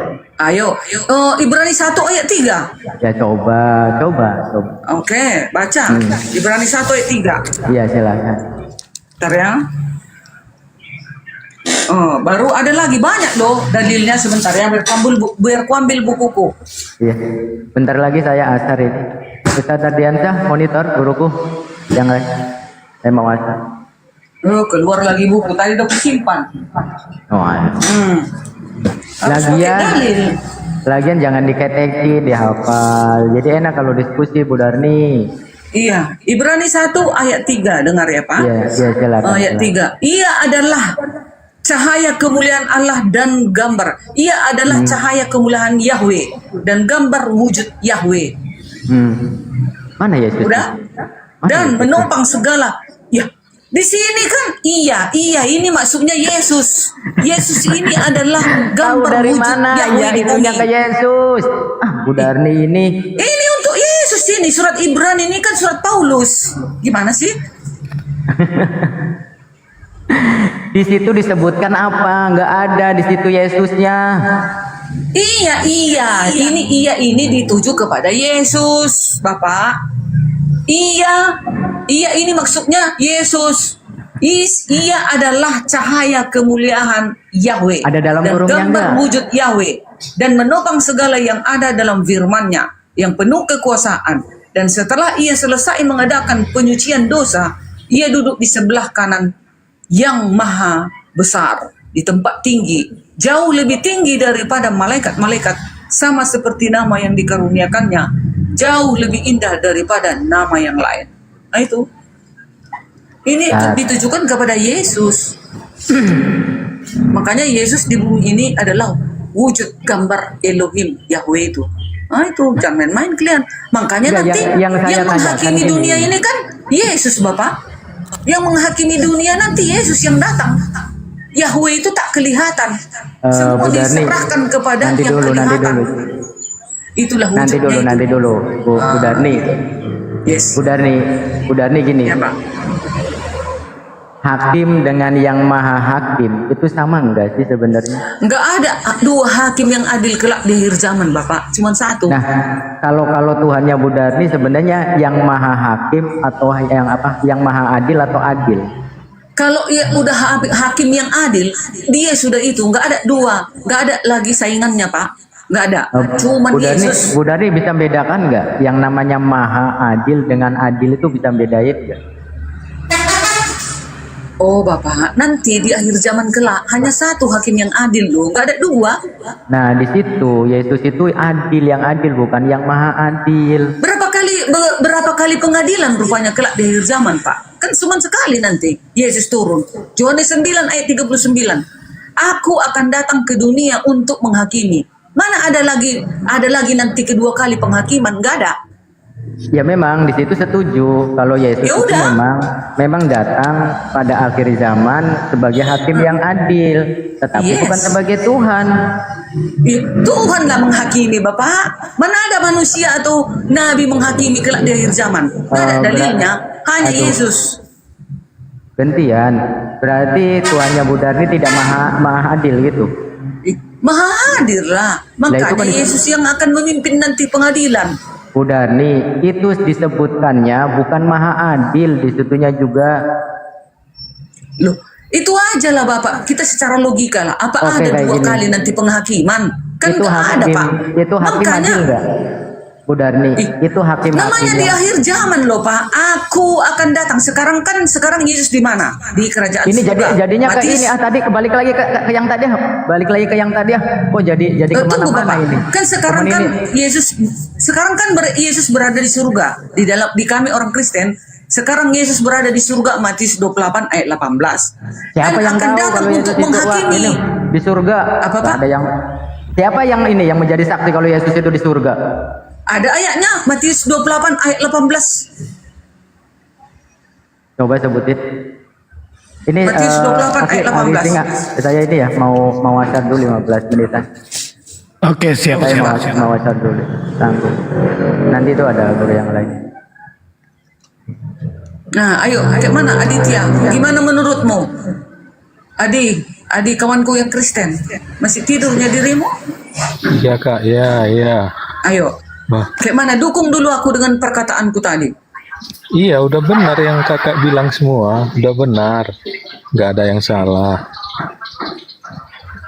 Hanya satunya pengadilan nanti. Makanya dikatakan di dalam 2 Korintus 5 ayat 10. Ya, Bang Ardi seluruh umat monitor. manusia. Oke, coba sama Bang Husni, Kak Jul, mana Kak Jul? Kak Jul. Kak Jul.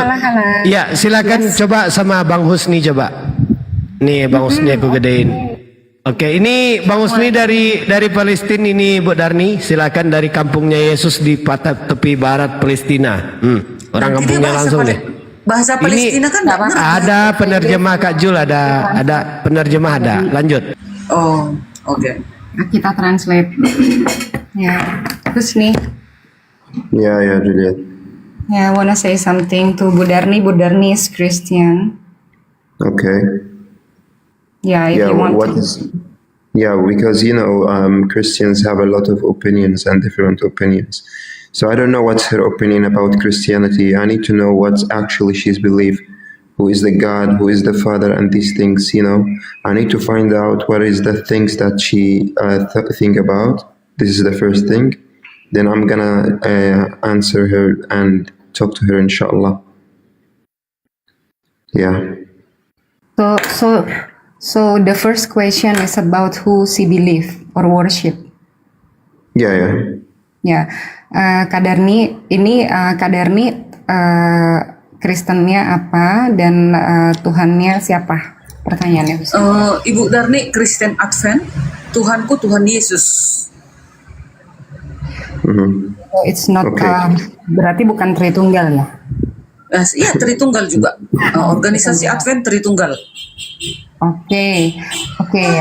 She is Advent, Christian Advent, and she believe in Jesus and Trinity. So Trinity is Holy Ghost, Jesus, and the Father.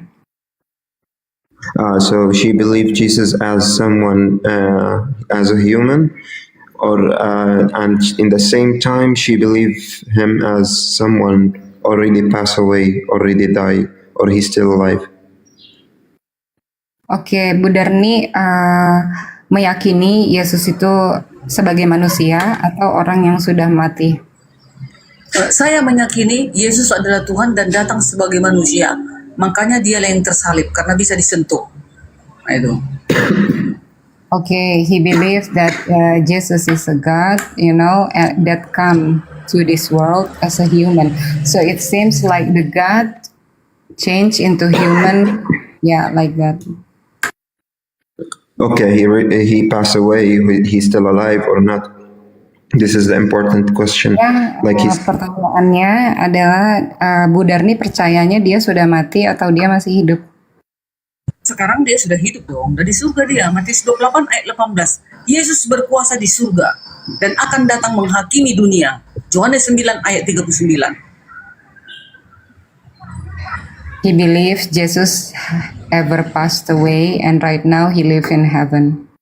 Live in heaven. Okay, so that's mean why she believe him. The question is why she believe him as a God. Okay, and the God exists in the heaven. He don't have a special place for him, like a throne is belong to him, is better place than paradise that he created, because we know that paradise is a creation, okay, by the God. Okay, as a Muslim, we believe that Jannah and Jahannam wa bi'sal masir wal a'yadu billah, that it's created from Allah subhanahu wa ta'ala. Okay, and we believe Allah subhanahu wa ta'ala is a God. So Allah subhanahu wa ta'ala, he create these things. So how can the God live in place that he created? So, okay, the question is, can you ask her please, how can the God live? I'm not gonna ask her how can the God is die, because this is a famous it. I get it. Yeah. Oke, pertanyaannya Husni tadi, Bu Darni tadi berkata bahwa Yesus itu sekarang tinggal di surga, betul ya? Iya. Lalu kenapa Yesus mesti tinggal di surga kalau dia Tuhan? Apakah Tuhan tidak punya singgasananya sendiri? Sementara kita itu tahu bahwa surga dan neraka adalah ciptaan Tuhan. Kenapa Tuhan harus tinggal di tempat yang dia ciptakan? Seharusnya dia tinggal di singgasananya sendiri. Karena malaikat sudah mengumumkan kepada Maria sewaktu Maria datang melihat kubur Yesus. Siapa yang kalian cari? Yesus sudah terangkat ke surga katanya. Nah itu, jadi tempatnya ya di tempatnya di mana dia berada, ya di kerajaan surga. Itulah tempatnya, bukan di bumi ini tempat Yesus. Ya, bukan di bumi. Jadi seperti ini, Yesus itu kan adalah Tuhan, itu yang diyakini oleh Ibu Darni. Biar aku luruskan pertanyaannya Husni ya.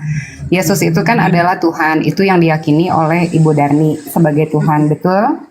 Yes. Nah, ya, Oke, berarti apakah Yesus itu maha kuasa?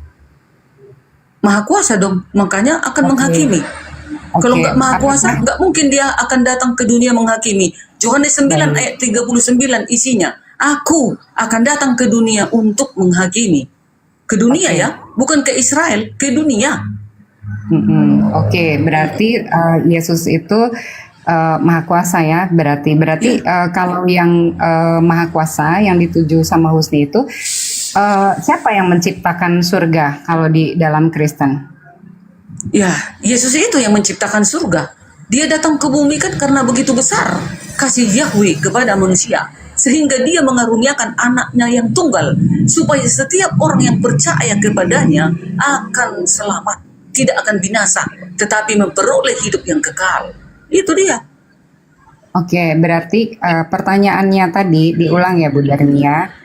Kenapa Yesus, apakah sebagai Tuhan dia tidak punya singgasananya sendiri? Bukankah Tuhan itu dia punya singgasananya sendiri? Kenapa dia harus tinggal di dalam surga yang dia ciptakan, sementara surga itu dia ciptakan untuk umatnya?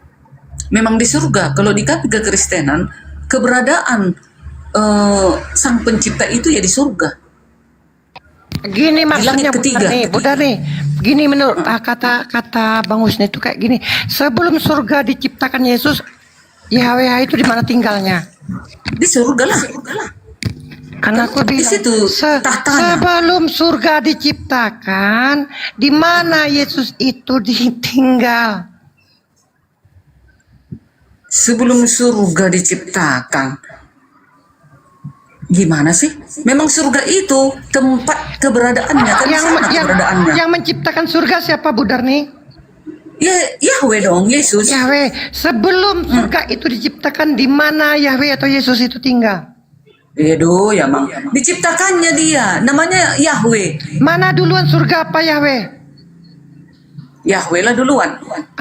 Sesudah dia sebelum surga itu diciptakan, di mana dia tinggal? Ya di mana dia tinggal? Masa kau meragukan keberadaan Yahweh? Sepeci itu otak kita sampai kita mencurigai Yahweh itu tak bisa bertempat. Gimana sih? Itulah. Kau bilang Yahweh itu tinggal di surga, kan? Ya memang di surga dia. Kalau Yahweh kami di surga tinggal. Sebelum surga dan itu, sesudah dia tetap tinggal di surga. Itu tempatnya, itu rumahnya di surga. Rumahnya lah surga itu.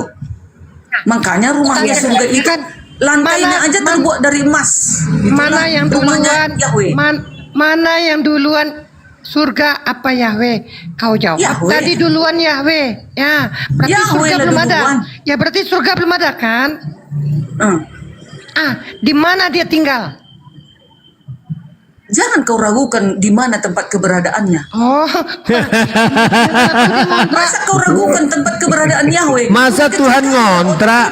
Ini yang bingung ini. Masa iya Yahweh ngontrak, Bu? Bukan kayak kalian, Allah itu tidak tahu kalian di mana keberadaannya. Jangan samakan dengan Kristen. Sebentar. Okay, sebentar. Allah Subhanahu wa Ta'ala say, this is in Quran, Surah Al-Haqqa, ayah 17. وَيَحْمِلُ عَرْشَ رَبُّكَ فَوْقَهُمْ يَوْمَئِذٍ ثَمَانِيَةٍ. This is the throne of Allah Subhanahu wa Ta'ala, the God of Islam and the God of all creations. Okay, so that's mean Allah Subhanahu wa Ta'ala, He have a place, okay, before He create the things, okay, that the angels and malaika grab it. The angels grab it. Okay, so that's mean Allah Subhanahu wa Ta'ala, He have a place. Okay, your God, first of all, He pass away. This is the thing that doesn't make a sense. Okay, the second thing, your God go to His creation. He belong to His creation right now, and we didn't say anything. Your God, someone created Him, but Allah Subhanahu wa Ta'ala lam yalid wa lam yulad wa lam yakun lahu kufuwan ahad. Okay, that means Allah Subhanahu wa Ta'ala, He didn't birth and no one birthed Him. Okay, wa lam yakun lahu kufuwan ahad, and no one have the same skills that Allah Subhanahu wa Ta'ala have. So your God doesn't have a skills. Okay, your God can die. Your God can go at the end. He gonna belong to His creations.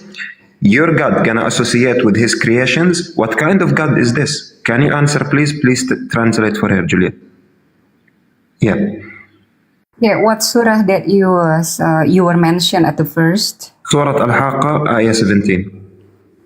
Surah Al-Haqqa ayat 17. Yeah. Oke, mungkin Darni Al-Haq ya, surat Al-Haq ayat 17 di sana menjelaskan tentang singgasananya Allah. Jadi sebelum bumi ini diciptakan, Allah Subhanahu wa Ta'ala itu sudah memiliki singgasananya. Lalu dialah yang menciptakan langit dan bumi, dan dia juga yang menciptakan surga dan neraka.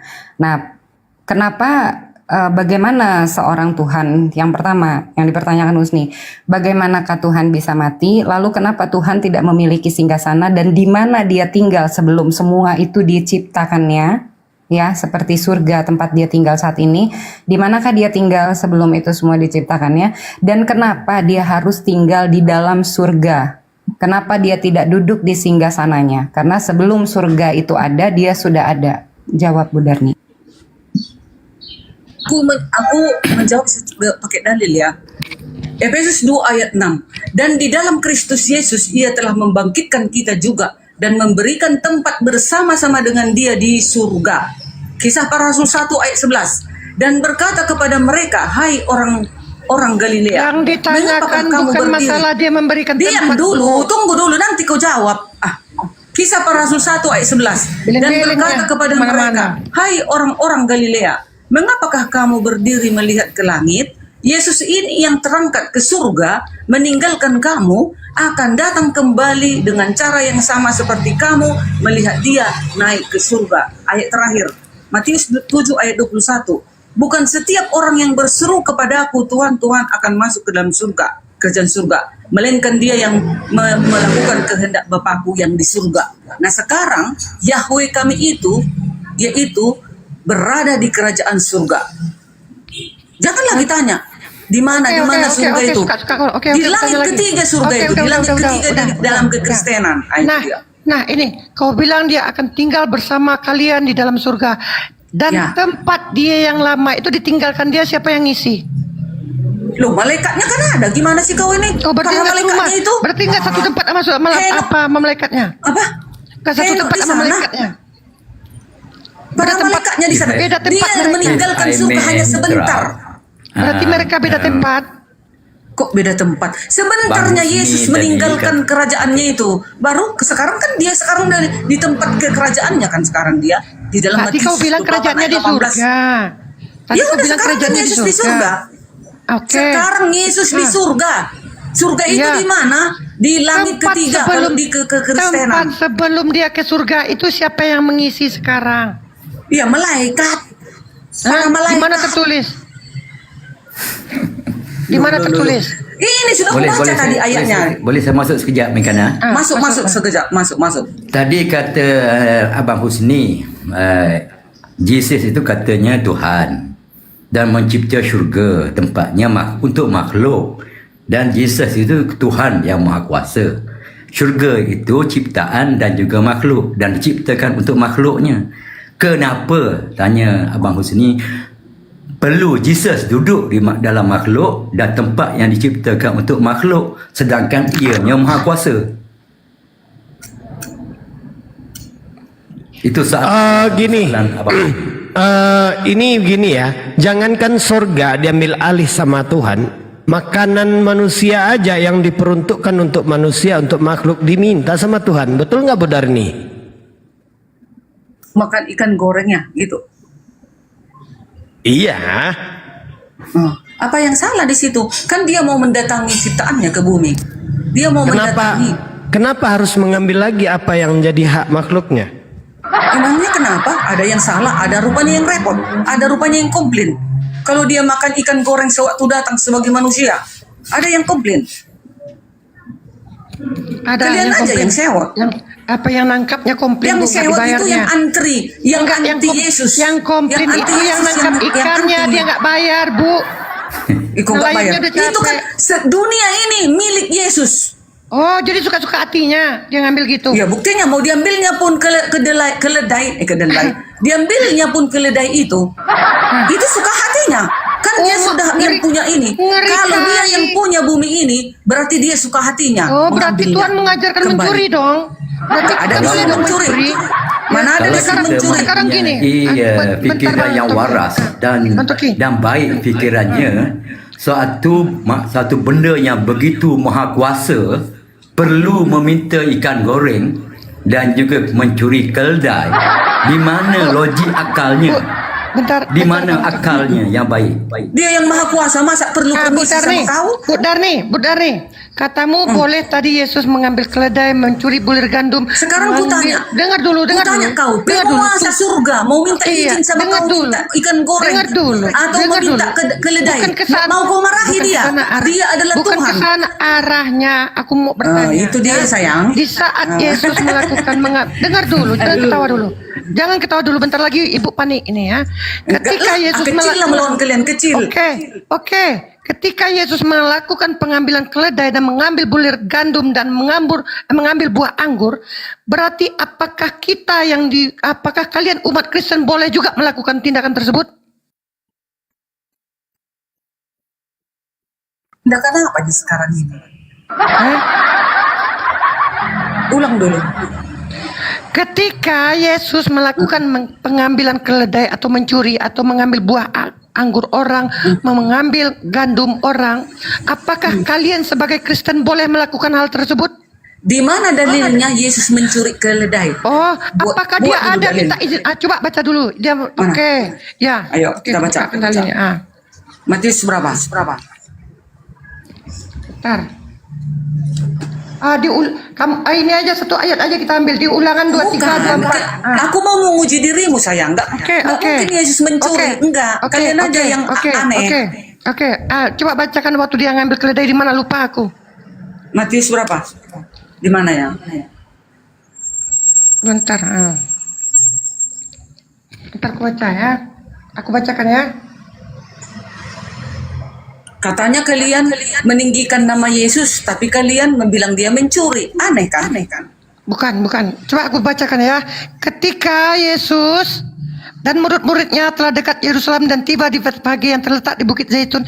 Yesus menyuruh 2 orang muridnya yang dengan pesan, pergilah ke kampung yang di depannya itu, dan di situ kamu akan segera menemukan seekor keledai betina tertambat dan anaknya ada di dekatnya. Lepaskan kedua keledai itu dan bawalah keduanya kepadaku. Dan jikalau ada orang menegur, katakanlah Tuhan memerlukannya. Jadi kalau tidak ada yang dengar dulu, kalau tidak ada yang menegur, kehilanganlah pemiliknya. Siapa yang maling ini? Dengar dulu, kan dia pemiliknya, kan dia pemilik alam semesta ini. Mesti permisi yang mempunyai milik. Gini. Izin bentar. Apakah Yesus turun ke dunia ini sebagai manusia? Iya dong, sesuai dari. Ya, apakah Yesus harus tunduk kepada aturan yang ada di bumi? Tunduk dia kepada hukum Taurat. Nah, kalau dia harus tunduk kepada aturan yang ada di bumi, berarti dia nggak boleh mencuri. Lanjut ke kanan. Mana mencuri dia di situ? Oke, satu ayat baru ya. Nggak ada ditulis di situ mencuri. Oke. Sekarang aku tanya mamu. Mencuri di situ. Sekarang aku tanya mamu, Bu ya. Aku kusuruhlah kawan aku pergi ke rumah Bu Darni sana. Ambil itu, ada alat-alat di bengkelnya, ada ban dia 2 biji. Kau Tuhan rupanya. Enggak, kita beranalogi. Aku beranalogi. Tuhan nggak boleh. Kalau Tuhan boleh. Susu hatinya. Ini miliknya alam semesta ini. Kau mengajarkan mencuri. Boleh. Berarti Tuhan kau mengajarkan mencuri. Ya. Apakah di sini di Alkitab ini dikatakan akan dikembalikan? Enggak ada dilihat di sini. Kalau ada gimana? Apa dia pernah mengatakan kalau ada aku nanti telah mengembalikannya? Ayatnya gimana? Apakah gimana? Coba kau tunjukkan. Enggak, kau tanya dulu kau jawab dulu aku. Kalau ada nanti ayat dikembalikan, kayak mana kau? Kau tunjukkan. Kau buka apa? Kau tunjukkan. Kalau ada nanti ayatnya kau tunjukkan, gimana? akan kubuka ayat lain ya. Kau tunjukkan ayatnya dia mengembalikan. Nah itu kau tadi aku tanya mana ayatnya Yesus mencuri? Ada rupanya ayatnya di situ mencuri. Ini nggak minta izin nggak dia ngambil? Sekarang ku tanya kau dulu. Orang yang mengambil mencuri. Yesus. Kalau kau bilang Yesus mencuri. Yesus manusia nggak turun ke bumi. Yesus mencuri. Enggak, dengar dulu. Yesus manusia nggak turun ke bumi. Datang sebagai manusia ke bumi. Oke. Apabila ada manusia mengambil barang orang tanpa izin, mencuri apa tidak? Ya, mencuri. Udah. Berarti Yesus mencuri. Paham? Udah kau akui, udah. Itu kan katamu dia mencuri. Ternyata di ayat ini nggak ada. Kata kau tadi. Kata kau loh. Mencuri kata kau. Ya kau yang mengatakan. Cari ya, biar kita cari. Mulai Jadi kalau bahasa kampung kita apa namanya, Mik? Maliang. Bukannya di dalam ayat kalian mengatakan walaupun membunuh, walaupun mencuri tidak ada dosa. Mana dalilnya? Mana tunjukkan dalilnya? Oke, baik. Ini. Nah, kalau di Alkitab kami memang dilarang mencuri. Jangan mencuri, jelas. Jangan mengalihkan dulu. Tapi kalian ada ini. Walaupun membunuh, walaupun mencuri, walaupun berzina. Budani, ini adalah pernyataan Yesus. Kau buka di Ulangan 23 nomor 4. Bukan, di Wahyu 16 nomor 15. Wahyu 16:15. Enggak, yang tadi aku mau cari kau buka aja dulu Wahyu 16 nomor 15. Ada. Biar ada klerasinya.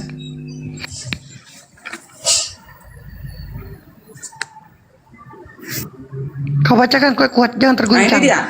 Sahih Bukhari volume 2 ayat 23. Itu bukan Al-Quran, Pak. Oi. Ya, kan itu kan perkataan Nabi kan. Ini kan perkataan Nabi. Izin. Itu bukan Al-Quran. Ini kita lagi bahas Bible dan Al-Quran. Kalau Nabi kalian rupanya Astagfirullahalazim. Kalian nggak percaya sama dalam Al-Quran, tunjukkan dalam Al-Quran. Kau bilang tadi dalam Al-Quran. Dalam buku kalian. Buku banyak. Ada buku IPA, buku IPS. Ada. Dalam Al-Quran lah. Kata kami, pegangan kami itu ya.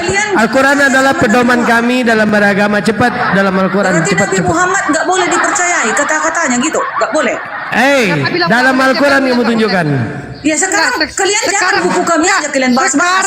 Aku mau tanya kalian. Benar. Tadi kalian bilang Yesus mencuri. Bentar dulu. Sementara kami mengimani nggak pernah ada Yesus mencuri. Diam kau dulu, kau bilang. Dilarang malahan mencuri. Oke, sekarang kau baca Wahyu 16 nomor 15. Baca Wahyu 16:15 sekarang. Wahyu. Apalagi nih? Iya. Kau baca tuh Wahyu 16 biar terguncang kau. Oh, itu separuh lah otakmu ini, nggak ngerti kau ini. Kau bacakan kuat-kuat, kau bacakan kuat-kuat. Pantas kau goblok, nggak tahu artinya ini. Lihatlah, dia bacakan. Lihatlah aku datang. Lihatlah aku datang seperti pencuri. Itu ngerti tahu artinya itu botol. Itu siapa yang berkata? Pantaslah kau botol itu siapa yang berkata? Ini bukan pencuri maksudnya. Lihatlah itu aku datang seperti pencuri. Itu siapa yang berjaga-jaga. Itu siapa yang berkata? Datang kita. Kau tahu pencuri. Siapa yang berkata? Dikasih tahunya samamu ke rumahmu. Aku bertanya sama Bodarni, jangan keluar dulu berjebulnya.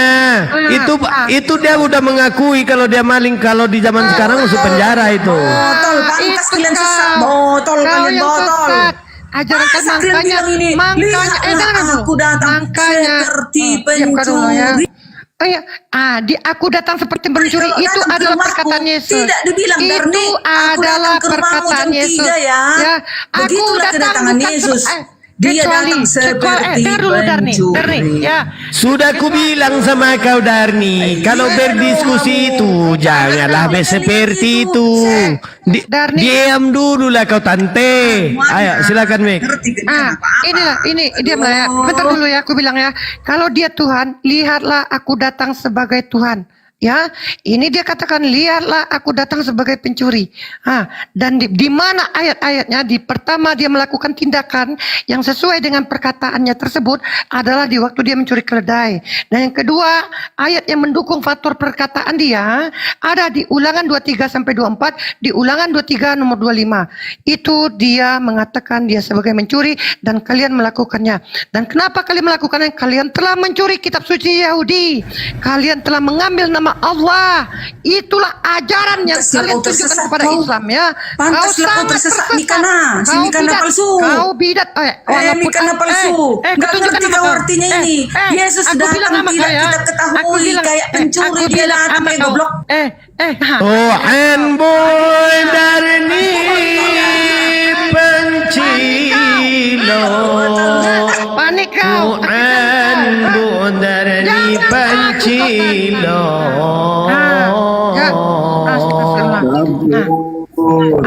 Gini ya teman-teman ya, itulah ciri-ciri Kristen yang tidak menerima isi Bibelnya. Banyak yang dibantah mereka dan banyak yang tidak diakui mereka. Di sana jelas tertulis ya, Yesus berkata sendiri, lihatlah aku datang seperti pencuri. Dan aku katakan semua itu telah dikatakan oleh Yesus di dalam Wahyu 16 nomor 15 dan dilakukan tindakan tersebut oleh Yesus sendiri di Ulangan 23 nomor 24, Ulangan 23 nomor 25 dan di saat dia mencuri keledai tersebut. Tambahannya lagi ya, di saat dia meminjam pisau cukur menyeberangi sungai Efrat dan dia tidak mengembalikannya, itu sama dengan tindakan pencurian ya. Kalau seandainya Yesus ada di dunia dan dihukum dunia saat ini, di zaman ini, Yesus udah ada di dalam sel. Begitu teman-teman.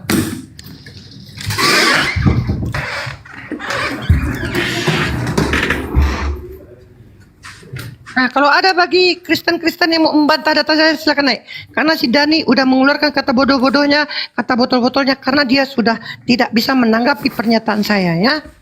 Makanya mereka menyolong kitab Yahudi, menyolong nama Allah, mengambil kata Rasul, mengambil kata Izin Mi, ini Silalu apa ini? Kristen apa Islam? Silakan diinterogasi Mi.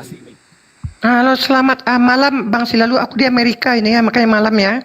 Selamat malam Bang Lalu. Ya malam, di sini masih sore nih. Muslim apa Kristen? Alhamdulillah Muslim. Alhamdulillah, masalah. Begitulah, itulah umat Islam datang ke sini, perkataannya lembut. Alhamdulillah, senang, bukan kayak Danmi. Bodoh kalian, itu pengajaran. Makanya orang Kristen kejang-kejang kalau naik ke room Islam itu, karena memang udah tertulis, Yesus sendiri mengatakan, aku datang bukan membawa damai. Aku datang membawa pedang. Maka jangan Aku mau nanya, Mik. Apa? Yesus katanya datang membawa pedang, berapa biji pedangnya itu? Apa pisau silet pun yang dibawanya? Bukan banyaknya pun pedangnya. Salah ambil dia.